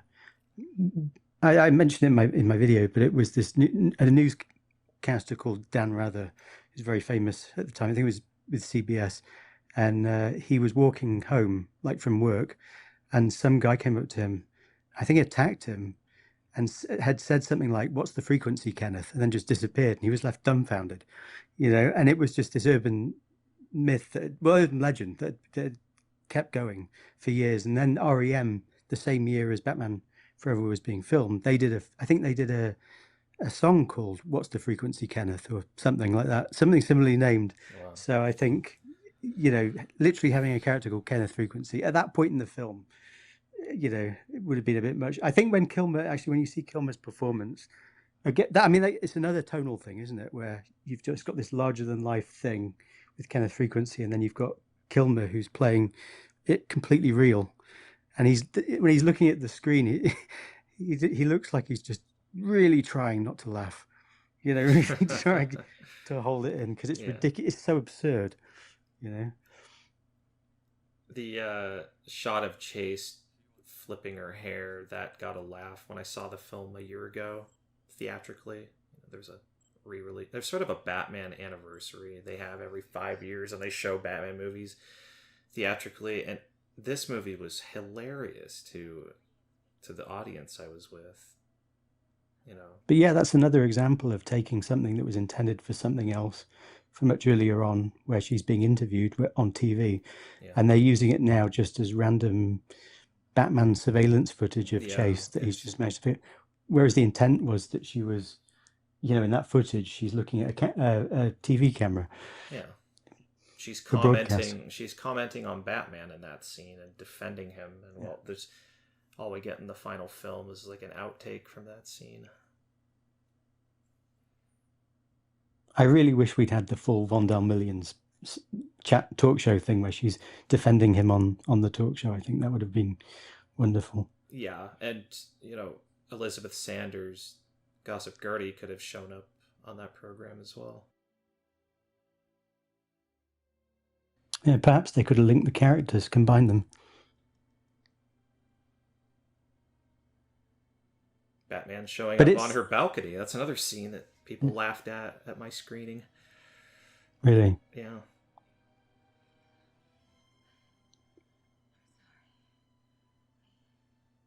It is just slightly over the top, you know. The music swells, they kiss in slow motion. Her lips, his lips, her corny dialogue. It's taking itself seriously, but it's executed in a way that's almost like The Room with Tommy Wiseau. It just doesn't quite hit it, and it becomes hysterical. Well, it's so it's do you know what? It's when he enters and it's shot in slow motion and he pushes the doors open. He's been filmed not as Batman, but just as a romantic guy, you know, a regular guy Exactly. making a romantic gesture. I think that's kind of where it falls. What would have been better is like it's raining outside. He's perfectly still, cape billowing, a flash of thunder, and then she sees that he's outside. You know, he's meant to be a symbol of fear, of mystery. We don't really know what he is. Or some people don't even believe he exists. So he's kind of this mythical thing. But the juxtaposition would be then that she opens the door and goes to him. You know, that's the twist, right? He's meant to be intimidating, but she finds him romantic in a weird kind of way. So that would have worked better, I think. I do like that though, that she's sexually aggressive in the film. I do like that she is the one making decisions. I think that's very refreshing, and it's nice to reverse it rather than having her going towards the guy coming to her. I just think, as you say, it's a character thing that doesn't. It's in the writing. I actually think the way that it's shot and the way that it's lit and the imagery is all, you know, it's all very well photographed and good looking. That scene with, you know, with him walking in. I just think it's as you say, it's a character thing in the writing that doesn't really, you know, he's Batman. Yeah. Well, that scene, he's photographed too romantically, I guess. I just would have preferred a more stylized, straight approach, I guess.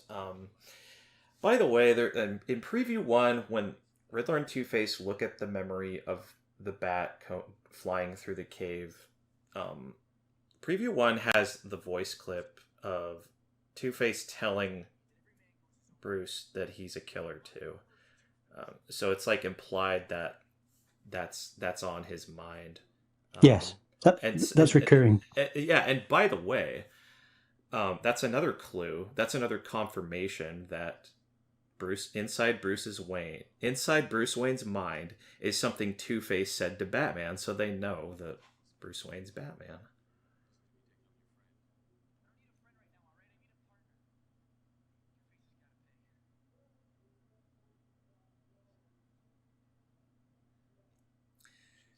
So, Bruce Wayne stops being Batman to protect Dick Grayson, essentially. And that's confirmed by Alfred in a scene later in the cave. I never got that impression in the theatrical cut, maybe because I don't pay attention to this kind of shit. But it was nice to hear that from Alfred. It just confirms that, you know, he doesn't want Bruce Wayne. Bruce Wayne stops so that Dick Grayson won't follow him. If there is no Batman, then there certainly is no Batman and Robin.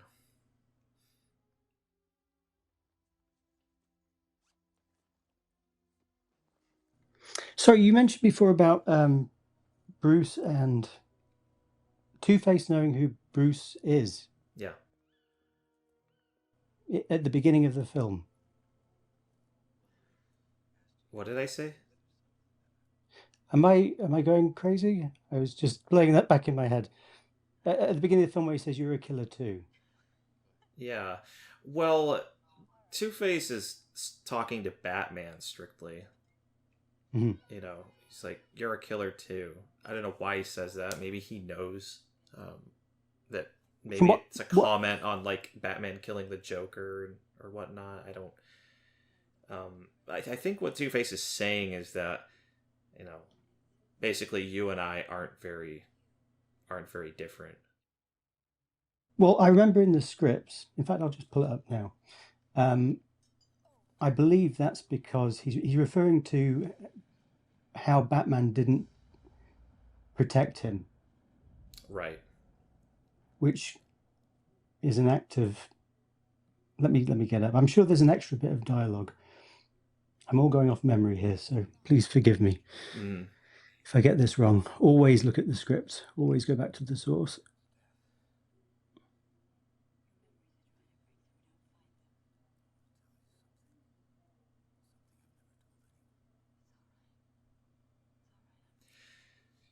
This is heavily expanded on for the theatrical cut. This is cut way back in Preview 1. Preview 1 has him have this flashback here where he looks around and sees his parents' grave. Then he gets a flashback to falling through the cave, seeing the giant bat, but there is no voiceover whatsoever because they're saving that for the big reveal later where he finds the diary in the cave. So there's a lot less of this in Preview 1. It's interesting because in the script, that the version of the shooting script that's available online, that scene goes on to page 89, and it's the one page that's missing from the script. So I don't know if that was a coincidence that that's not included, or if it was just something where they hadn't worked out what they were doing. But I as I said before, I think for this whole thing to really work, you really need to see really young Bruce looking at the massive monarch bat, because then it makes sense later on when you see Bruce against it. So I mean, was that in the Preview 1? Yeah, this what we're looking at here, I believe, was in Preview 1. It has been a while since I've seen it. But was it the big bat as opposed to the smaller bat? Ah, damn it! I don't really recall.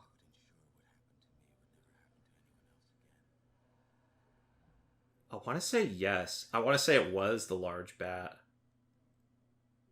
But, you know, when Val Kilmer goes, like, arms spread, facing the bat up close, there's no confrontation like that. Like young Bruce, played by Ramsey Ellis, is never in the same shot as the large bat. It's like it shows the large bat in silhouette, and then it cuts to the shadow over Ramsey Ellis. I think that's the key, because here they just show the smaller Rick Baker puppet. That is a kind of a strange choice to completely squander the big Rick Baker life-size puppet for this whole movie. I don't know why there's no trace of that amazing puppet anywhere in the theatrical, I mean. Here, I just want to read this out quickly. So at the beginning, when they're on the helicopter, in the script, Two-Face says, 2 years in Arkham Asylum, planning your demise. There's only one way out of this waltz. One of us dies. Batman says, I won't kill you, Harvey. But Batman's actions say quite the opposite. He gets Harvey by the throat, fingers squeezing tight, lethal. Harvey struggles a beat, then he begins to laugh. Batman doesn't kill. What's that homicidal gleam in your eyes? That lethal curl on your lip? Oh, too good to be true. A bat with a taste for blood. We're just the same. You're a killer too. And somehow those words shake Batman, and that's before they hit Lady Gotham. So anyway, that's where that came from. I thought I'd just give context. Lots of those lines are in that deleted scene that's restored for this cut. Okay. Yeah, but now I understand Two-Face's reasoning for saying that. You know, when everything is written, everything is said verbally, and there's a lot to take in verbally rather than showing you things, it becomes a lot of information to take in. And I can totally understand, like when you're making a film and you want to show it in all across the world, you want to show it in every country where it's all different languages, and you don't want to worry too much about translations. The ease of showing something visual and people just getting it straight away, you want to go to that rather than have people talking all the time, or you then have to, if nothing makes sense, you then have to pump more dialogue onto it and do ADR where you get people explaining parts of the plot and whatever. And I just feel with this film there is so much that has to be explained, like constantly, or stuff that's happening off camera, stuff that's just something's happened but we'll just explain it, and it's just too much. People can only take in so much at a time, and I think that's why some of this is a victim of that. Is this stuff? Is this pretty much the same in preview one? Yes. I want to say it's the same music too by Elliot Goldenthal. I would have liked to. This is one of those scenes with Jim Carrey that I wouldn't have shown this much of him. Because what's happening upstairs to Bruce is really serious. And a villain, like finding out who Bruce Wayne is, destroying the Batcave and potentially revealing his secret to the whole city is a big deal. And stuff like Joygasm feels out of place for such a huge part of the film. I always thought this was just so unrealistic. This the way he grazes his face, and this basically happened to Donald Trump, didn't it? Oh, that's right. And then I was like, oh, it can happen. Donald Trump Trump is Batman. Well, but just kind of the way that Two-Face is sat slumped in a chair in his own action sequence. He's not even doing anything. He's just kind of flipping just got complete. They've got, as you said, they've got complete irreverence for what's happening. That's serious. That's tonally very serious. Yeah. They're kind of sat there going, "Nah, I'm not taking this seriously," and it's like, but everyone else is. Two clashing worlds. Yeah.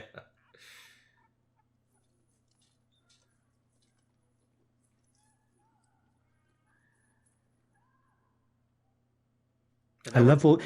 Back to serious again. Bruce, yeah. Bruce. See this shot here. Did I ask you if you'd seen Flatliners before? I still need to see fucking Flatliners. God damn it. Okay, I swear to God I'm going to see it this week. This is a shot that you'd have in Flatliners or even The Lost Boys. It's one of those big operatic Schumacher push-in, pull-back. Yeah, he does a shot like that actually even in The Client, which is like... I mean, that's the other thing about this film, right? I did not mention this. This is an exclusive. I didn't mention this in my video. Schumacher was making this film, like he was prepping it while he was in post-production on The Client.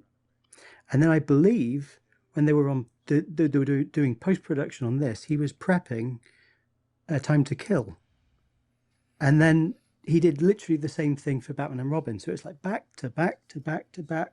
So he's making creative decisions on Batman while he's also editing this tonally completely different movie. These two completely different tonally movies on either side. It's just, it would never happen now, I don't think. That would never ever happen. But you got to give him credit, I think, just for somehow making that all work. He was a great director. He did as creatively busy or productive as Spielberg was. Just like Spielberg tried to work on like 3 movies at once for most of his career. An example of that was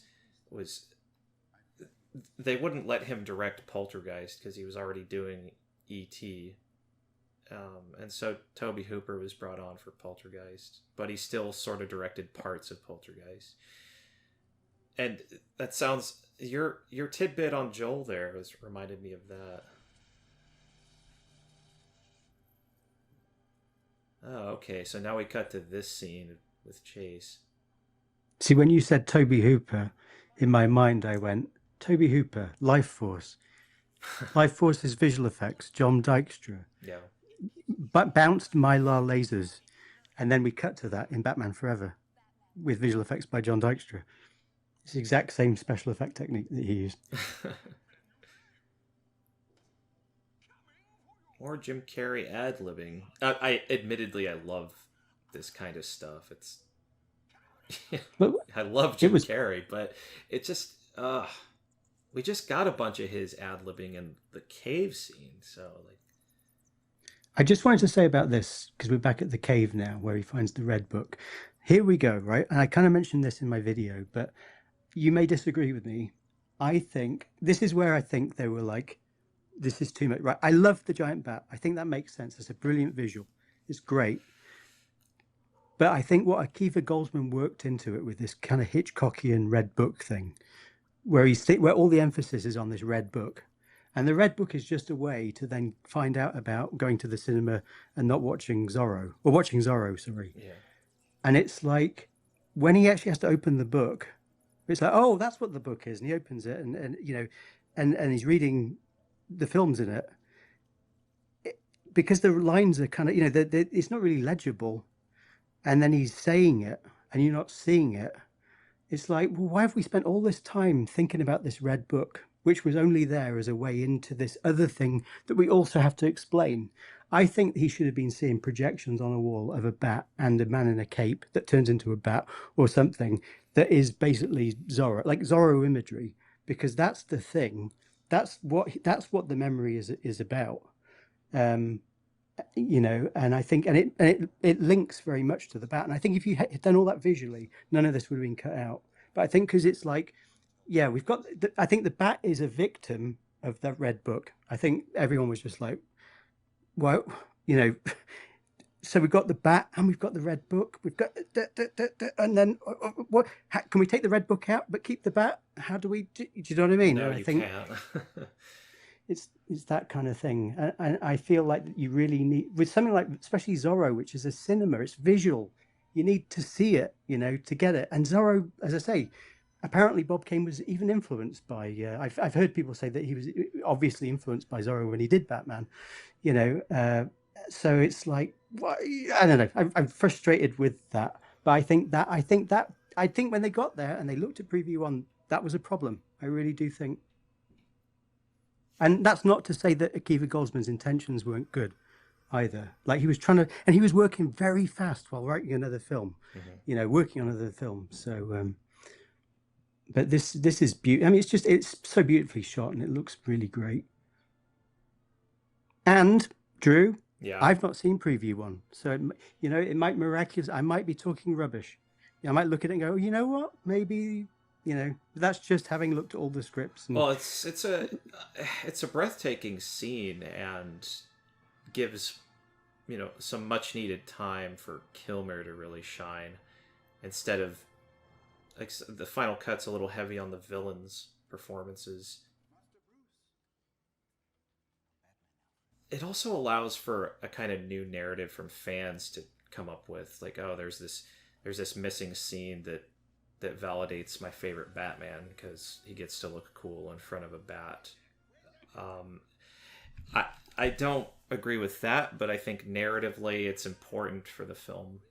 It's called Batman Forever, and he has a scene where he accepts, based on what he finds, it's in his mind, of course. He's sort of just imagining the giant bat, stuff like that.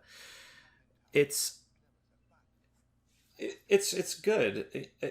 I don't think what he finds is that important, but it's just the fact that he goes somewhere and has a scene that's kind of like the one in The Empire Strikes Back. Sort of like what you take with you is what you find in that dark place. It's really, if nothing else, it's interesting. And of course the Rick Baker puppet. That's wonderful. It's actually, the puppet was called, if you look at when it was being auctioned online, I think it's got like a tombstone next to it, and it says something like the Great Satrakian, and it sounds like this amazing breed of bat. And it's actually called the Great Satrakian because the engineer that made it was Mark Satrakian. Oh. Yeah, and another name is the Monarch Bat. I've been seeing that yes. online as well. And that's what the Bachelors called it initially, because it came from them. Something in preview one that we didn't see is when Bruce comes out of the cave and says, "I'm Batman," there's a further shot of bats flying through the cave. Oh yeah, it's kind of CG, right? It's like Batman Returns. I think so. From what? Yeah. I love seeing real bats in these Batman movies. Hmm. They're great Robin! survivors. Robin's been missing for like 10, 15 minutes. Yeah. I wish he hadn't have run away. For that You know, last in scene. this, when I went back and looked at the scripts, as you know, right back to the Bachelor one, I thought because he kind of leaves, doesn't he? He makes that decision and goes, and I thought surely something's cut out there because that seems like a very you know, it seems like there could be much more explanation there as to why he goes, and even back in the earliest draft in the that I could find of the, you know, the Bachelor's one, even in their version, it's exactly the same as it is in the film. Yeah. Just goes, And it works. He finds out that Bruce isn't going to be Batman anymore, so he takes his bike and he leaves. But then he's back because he figured he could use a hand. All right, we're into the third act. I love that shot so much of the boat in slow motion. There's a whole tidbit of the stuntman or the guy who designed the vehicles was like, we did several shots of that boat landing in the water, and on one of them, the thing almost submerged. And I think that's the shot that's in the film. If you go through, not that I've done this myself, of course, but if you go through the film frame by frame, you can clearly see where they filmed it, and you can see like docks on the side of, you know, of the boats and stuff. But you know, when it's moving at 24 frames per second as it's designed to, none of that's visible, and that's what's important. I don't see that as a fault that it reveals those details, but it's, you know, it gives you, as a filmmaker, it shows you how they did it. Now, Commissioner Gordon's little go that's works even better in this cut because he's had this amnesia and internal crisis and toying with, is he gonna be Batman? And well, when he finally gets it together and gets, you know, he's had the extra scenes in the cave, it's extra nice to see him give the thumbs up, and it's like, yeah, go. You know, they say with Judi Dench, when she did the character of M in Casino Royale, having done the previous Pierce Brosnan James Bond films, some people say that she's playing a different character because the characterization is quite different. She's playing M, but she's playing a different version of M from a different time. You know, a multiverse kind of M, I guess. And I kind of feel that way with Pat Hingle playing Commissioner Gordon. I don't feel that way about Alfred. Alfred seems to be very consistent. Yes. Through all the films, but Pat Hingle really feels like that he's playing a buffoonish Commissioner Gordon, running around in his pajamas and goodness. Well, he did try to move a giant bell all by himself in the first one. We should give him a break, shouldn't we? You know, if Tim Burton had done this, can you see here they're wearing these wetsuits, the divers, and they're like trendy 1995 fashionable clothes. Tim Burton would have had them in 1950. They would have looked like something out of 20,000 Leagues Under the Sea. You know, he would have made them look like steampunk. You know, he would have made them look retro. But here they're just like, you know, there was two costume designers on this film. There was Bob Ringwood, who did all of the suits, and then there was Ingrid Ferran, who was Joel Schumacher's collaborator, who'd done Falling Down and The Client, and she did all the civilian clothes. So the taste and sensibility is a bit different, I think, with the civilian stuff compared to Batman and Batman Returns, which were very much looking towards the 40s.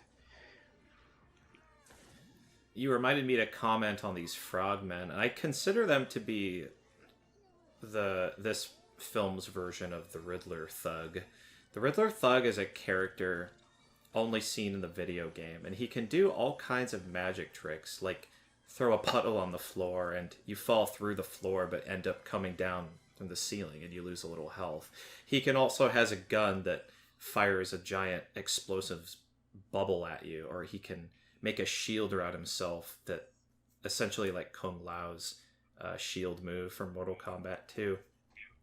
Because it's by Midway, isn't it? Or no, it's Acclaim, isn't it? that made Yes, it? yes. But it looks very similar. There are Mortal Kombat interface similarities that they copied over to, I guess, get the game done on time. But I love the live action mocap stuff in that video game. The Riddler Thug is one of the characters that you actually fight on this level, going up the elevator, and it's one of my favorite additions to the video game that's not in the movie. Is that character? He's just so enigmatic, which kind of fits that he's works for the Riddler. And what format do you play this on? The Sega Genesis. Oh, Genesis. Yeah. I had a Genesis. Yeah, I Nice. happy memories. Yeah.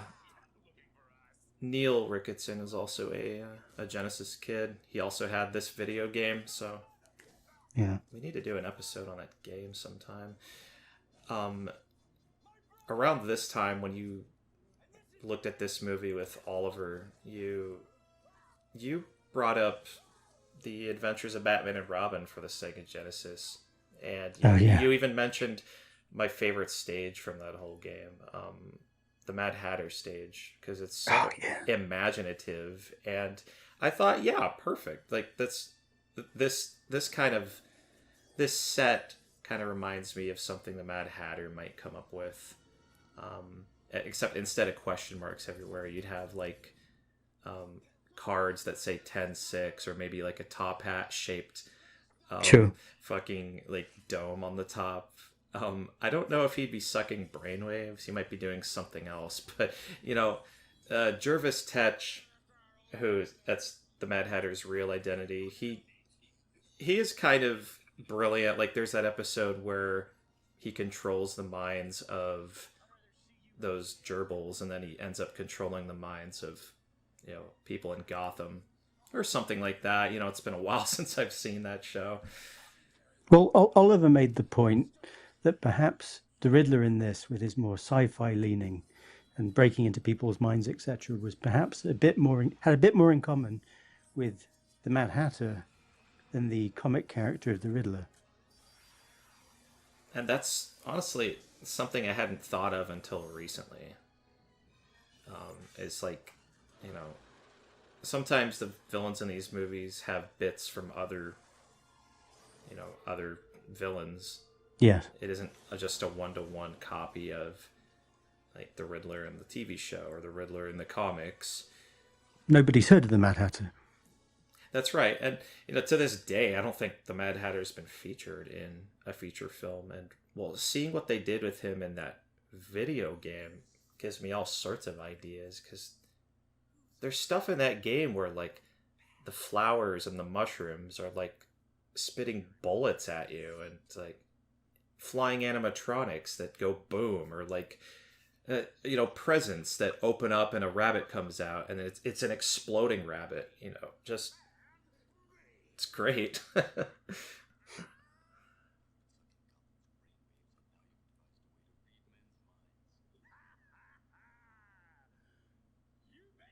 As much as I don't like the amount of screen time Jim Carrey has dedicated to his very theatrical performance, I think it really works for the battleship scene. Because, they've made this game, this kind of gag where there's this game, and it's, they're using it to try and kill Batman and Robin. I think that's great. That would be really fun in real life. So it's appropriate for the scene that they're having a ball playing that game. But, scenes like this, could we just tweak the tone a little? Could we take this a little more seriously? I just wish that they'd gone with the original, what happens in the original scripts, where you had Batman in a hall of mirrors and going and, seeing things like the images of his parents and the Joker and the Penguin and the Catwoman, and really going into his mind. And of course, I imagine for having to pay all of those for their likenesses, I think it's probably far too expensive, but it would have just added purpose to this, because, at this point in the film, it's like this lair could be anywhere. It doesn't really have a function. It's just a place that absorbs what people are thinking, but you don't see any of it. You know, we don't. You know, he mentions,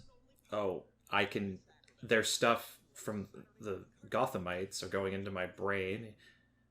Credit card numbers, bank codes, sexual fantasies, little white lies. But he doesn't use any of that knowledge to gain the upper hand. Maybe if there was another half hour of this movie, we could see some of that. But we're at the end. Even as I say in that initial version by the Bachelors, where you just have a moment where Batman's kind of paralyzed, looking at things and thinking, "Is this real or is this not? I don't know, but this is close. It's something close to his heart, like his parents or people from his past, and having to push ahead through, those obstacles. I think is just that's like the maximum you can get from having a villain that plays with brainwaves. Perchance to Dream, a great Mad Hatter episode of the animated series. He's dreaming, and his parents are alive. He's not Batman. He's not a tortured soul. Everything's fine. But he realizes it's too good to be true. And so he goes out and he finds... Bruce Wayne fights Batman at the end. And he wakes up. See, Oliver Harper was right. Yeah. I need to go back and watch that animated series. I do love the music here so much. Sorry, go. It is great music, absolutely. In the preview one cut, Drew, does it have the bit? I've heard that they do have the bit that's scripted where he sticks his foot out. Yes. And when I saw that, it blew my mind. I'm like, what? He's sticking his foot through the floor so he knows it's fake. Cool. Why did they cut that out? All we get in this cut is the floor flickers a little in an overhead shot, and then I never understood the gag with the floor until I saw preview one. Do they do the thing with the sonar? Because the whole thing as well is like he can see through the trick floor. He can I forget what it is, but it justifies the use of his sonar suit at this point as well in the script. There's nothing extra with the sonar suit, unfortunately. Right. I wish there was more with him using the vision. Like right here, we just need a POV shot of him seeing in the dark. I guess if it was pitch black, we'd have to see the whole thing from his perspective. I don't know, but... I have a hot take for you. This music that's playing now, I love it. I think this is awesome. This sounds quite Alien 3-like, but it's triumphant, it's brilliant. My hot take... This should have been the theme for the movie, the main theme. Oh, you brought this up on Ollie's podcast, and I don't know if... he didn't agree with you, but no, I like it, but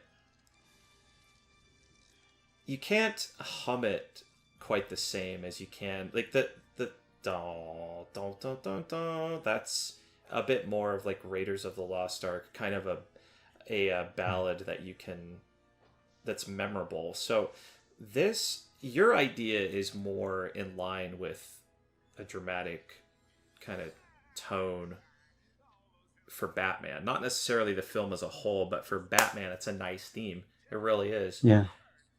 I still prefer the main theme that we got, as it's ultimately it's more memorable for me. I can't argue with it not being more memorable. I think you're right. I just find it's so tongue in cheek. But then, hey, you know, have a that's the point. compromise of the film. Yeah. Oliver says the music as a whole doesn't fit Batman, and I kind of agree. He's the first guy to bring that up, and that was kind of his hot take when he did his retrospective some years ago. I heard the Epic Film guys when they did their breakdown of the... it was actually quite recently I heard it. I wish I'd heard it much earlier.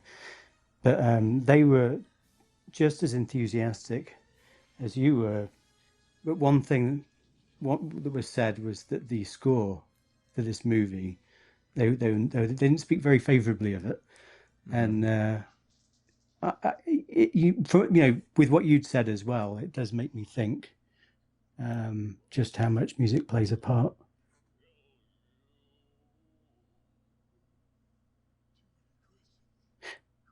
But then, the kind of cartoonishness that's added by some of the music in this, and also the sound effects, some of the film is very much designed for that aesthetic anyway. Like, it's baked into the film, in the performances, in Two-Face, in Fred, in Gossip Gertie, and in the Riddler, and and in the production design as well. So I'm not sure if it's something that can just be, I don't believe it's something that can just be pitch corrected in the edit afterwards.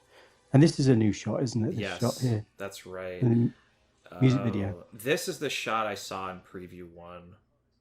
Okay. That's right. Okay, so it's been moved from the beginning to the end of this cut. Oh, that shot was at the beginning. Well, at the beginning of this podcast I described that shot to you, and here it is at the end, which I didn't realize was commercially available.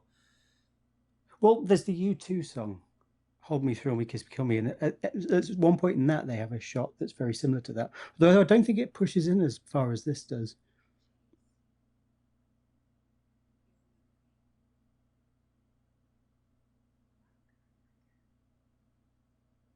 More shots of Nigma when he comes out of the shadows.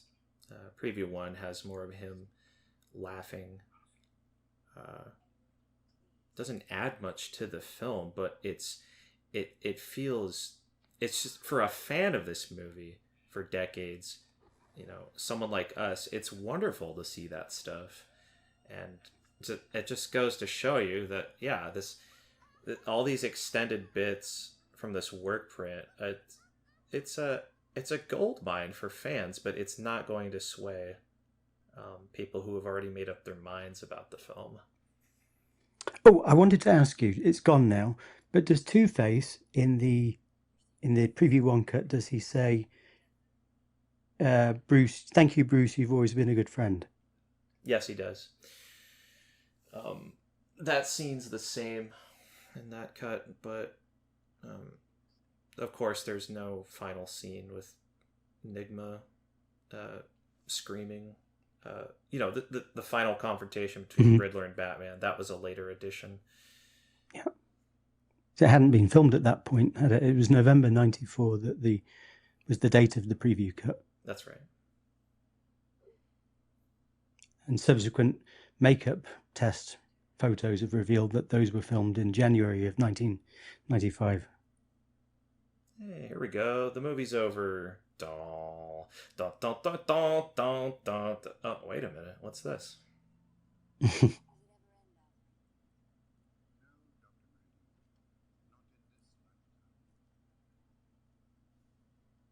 Danny Elfman. Kind of a fun nod.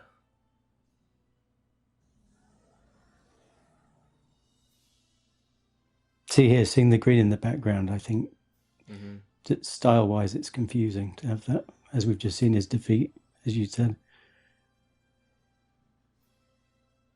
In the preview 1 cut, do they have this shot of them running towards the camera? Yes. So Joel wanted that pretty early on, but the standing on the gargoyle unused shot, it would have been incredible to see that in preview 1. But they never finished it, from what I hear. Oh, where's U2? Maybe he saves that for later. There was a newspaper article from late 94 in which I think Bono was interviewed, or Joel Schumacher was interviewed. And there had been talk about including the character that Bono had plays in U2 in his performances and his tours. I forget the name. Goodness, I forgot it. Anyway, the idea was to have a character like that in Batman Forever.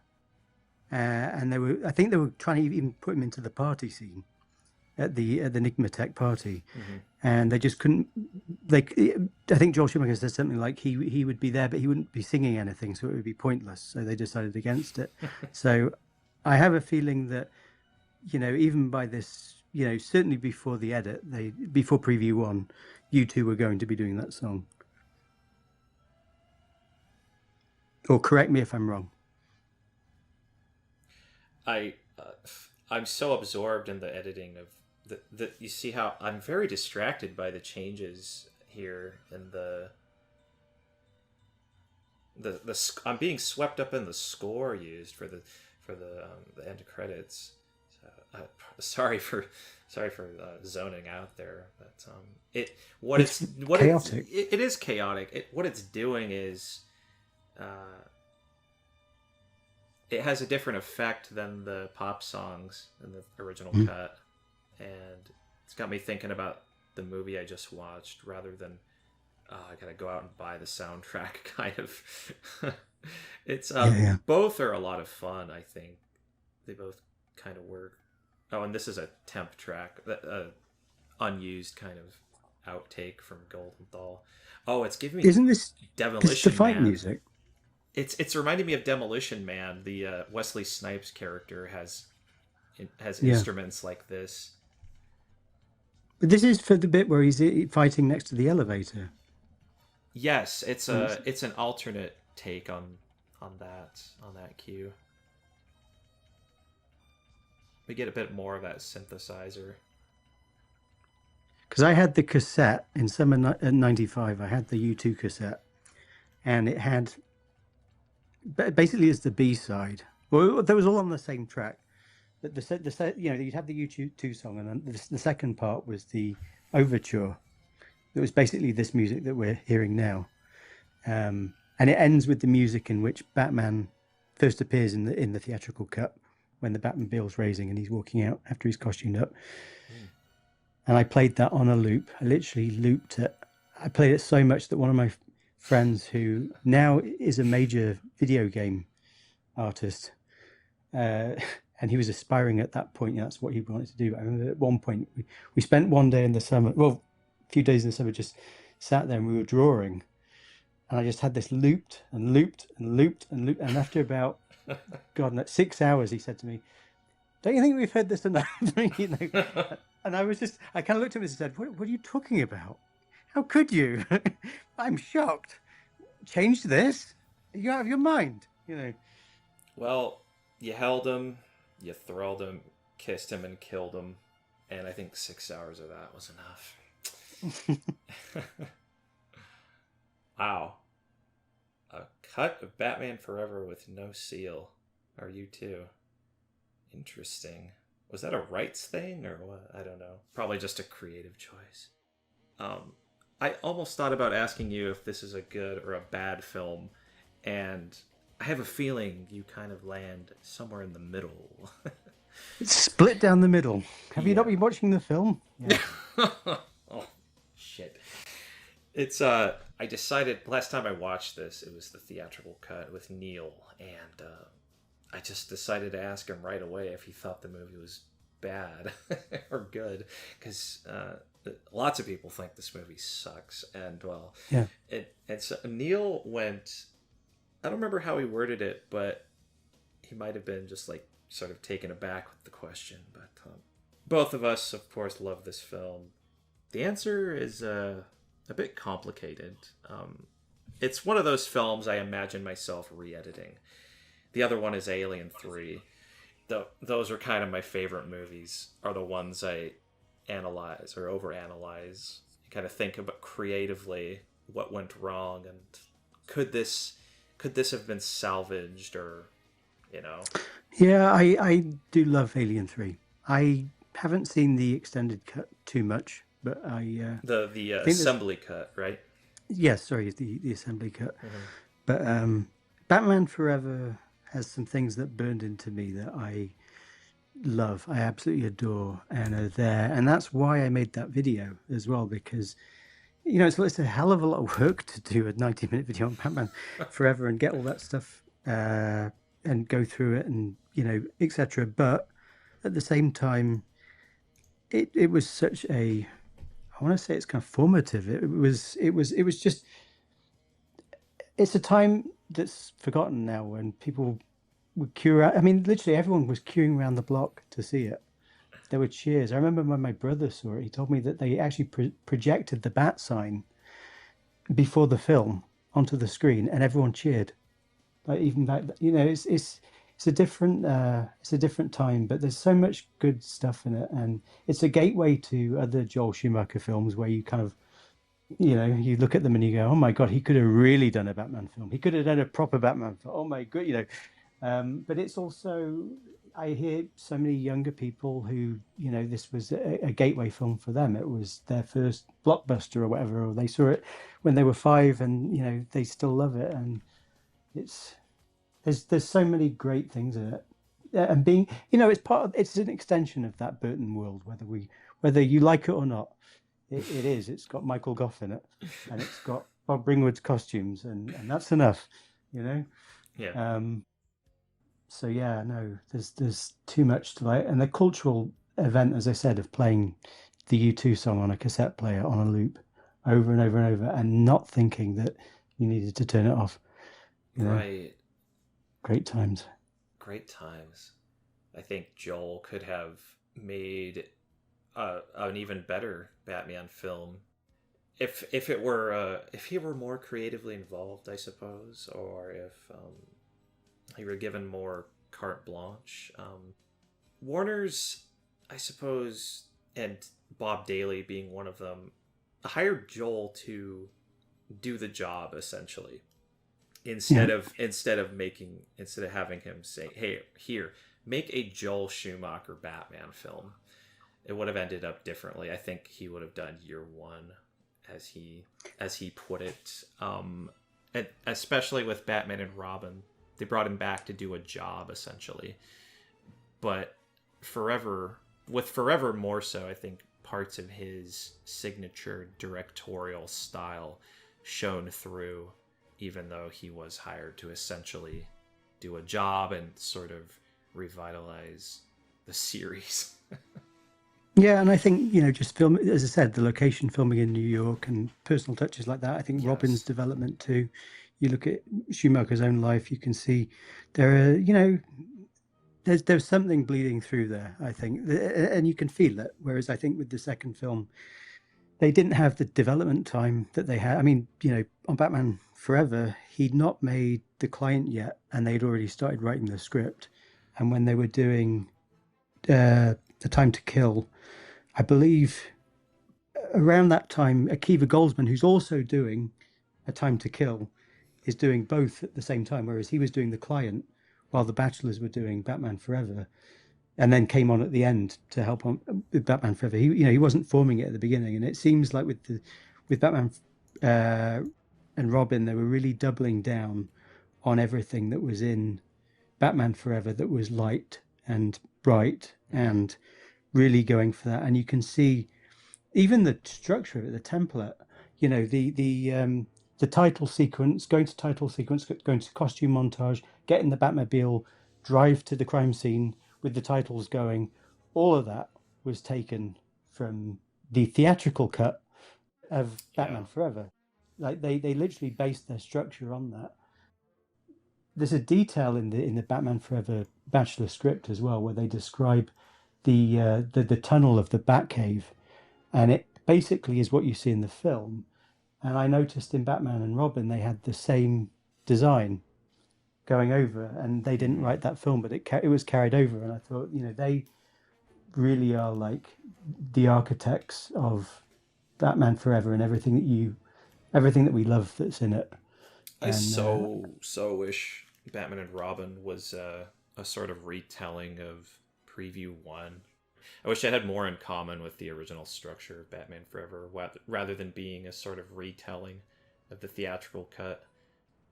It's like almost redemption for the director or the script writers. It's like, yeah, we didn't get it right the first time. We made a summer movie that had different structure, that went straight to the action. Oh, but now in the sequel, we can go back and, have more confidence. It would have felt so fresh to have a Batman 4 that didn't start with suiting up and driving to the crime scene with a new villain. That would have felt fresh if they had introduced George Clooney in in the same way that Val was originally meant to be introduced. So it kind of reminds me of, with the Roger Moore Bond films, when you got to Spy Who Loved Me and Moonraker. yeah. And a lot of people say Moonraker is effectively a remake of Spy Who Loved Me. And they even brought Jaws back, and they have a lot of the same beats throughout the film. And it's like, that worked. That really made money. Just do that again. Do that again, but more. Do that again and just double down on that thing. And I feel with Batman and Robin, everyone did that. But I do, there's an interview with Joel Schumacher where I think it's an American cinematographer, where again, people go, oh, the Adam West films. They think that he was really like studying, the past and stuff. And it's like, in this interview, they say, he says, yeah, this is really influenced by the early Bond films. And you're like, what? Villain taking over the world, and you're like, what? You would never have that now. You'd never have a film director just kind of going, yeah, we're working on Spider-Man at the moment, but I'm making a Bond film because, I grew up with them and, they're on, I saw them years ago and, I'm just whatever, we're going to do something. One last thing is you reminded me that I didn't get to say this on my Batman 89 coverage, was that the Burton films remind me, I equate them to the Sean Connery Bond films, and the Schumacher films I kind of equate something more in line with the tone of the Roger Moore films, Moonraker, Live and Let Die, that stuff. Well, Tim, thank you for being here. That was a fun crossover between Partridge Family and Family Guy. Partridge meets Griffin. Yeah. Tim, both flying creatures. Tim is from the Partridge Family. I'm from Family Guy, of course. But, Partridge, Griffin, Bat, winged creatures. Oh my God! This isn't going to make the cut. I think we're through here. You're not recording anymore? I am. I'm just probably not going to use it. Okay, so I can quit recording here. Yeah, I'll just do Ollie's way of. Well, everyone, that's the end of the commentary. Me and Tim will be back soon for some more. Take care of yourselves and goodbye. Bye. Mr. Dent. Last night during an electric storm, a spectacular and daring escape was staged by ex-district attorney. Counselor. A little off the ears, Batman. Does it ever end, Alfred? Harvey. No, Dr. Meridian. Not in this lifetime. Two-Face. Batman, if you really want to help Gotham City, turn in your cape, hang up your mask, put the Batmobile on the blocks. In a word, retire. You gave up being Batman to save Dick Grayson. But perhaps you also gave him up because you never faced why you became him in the first place.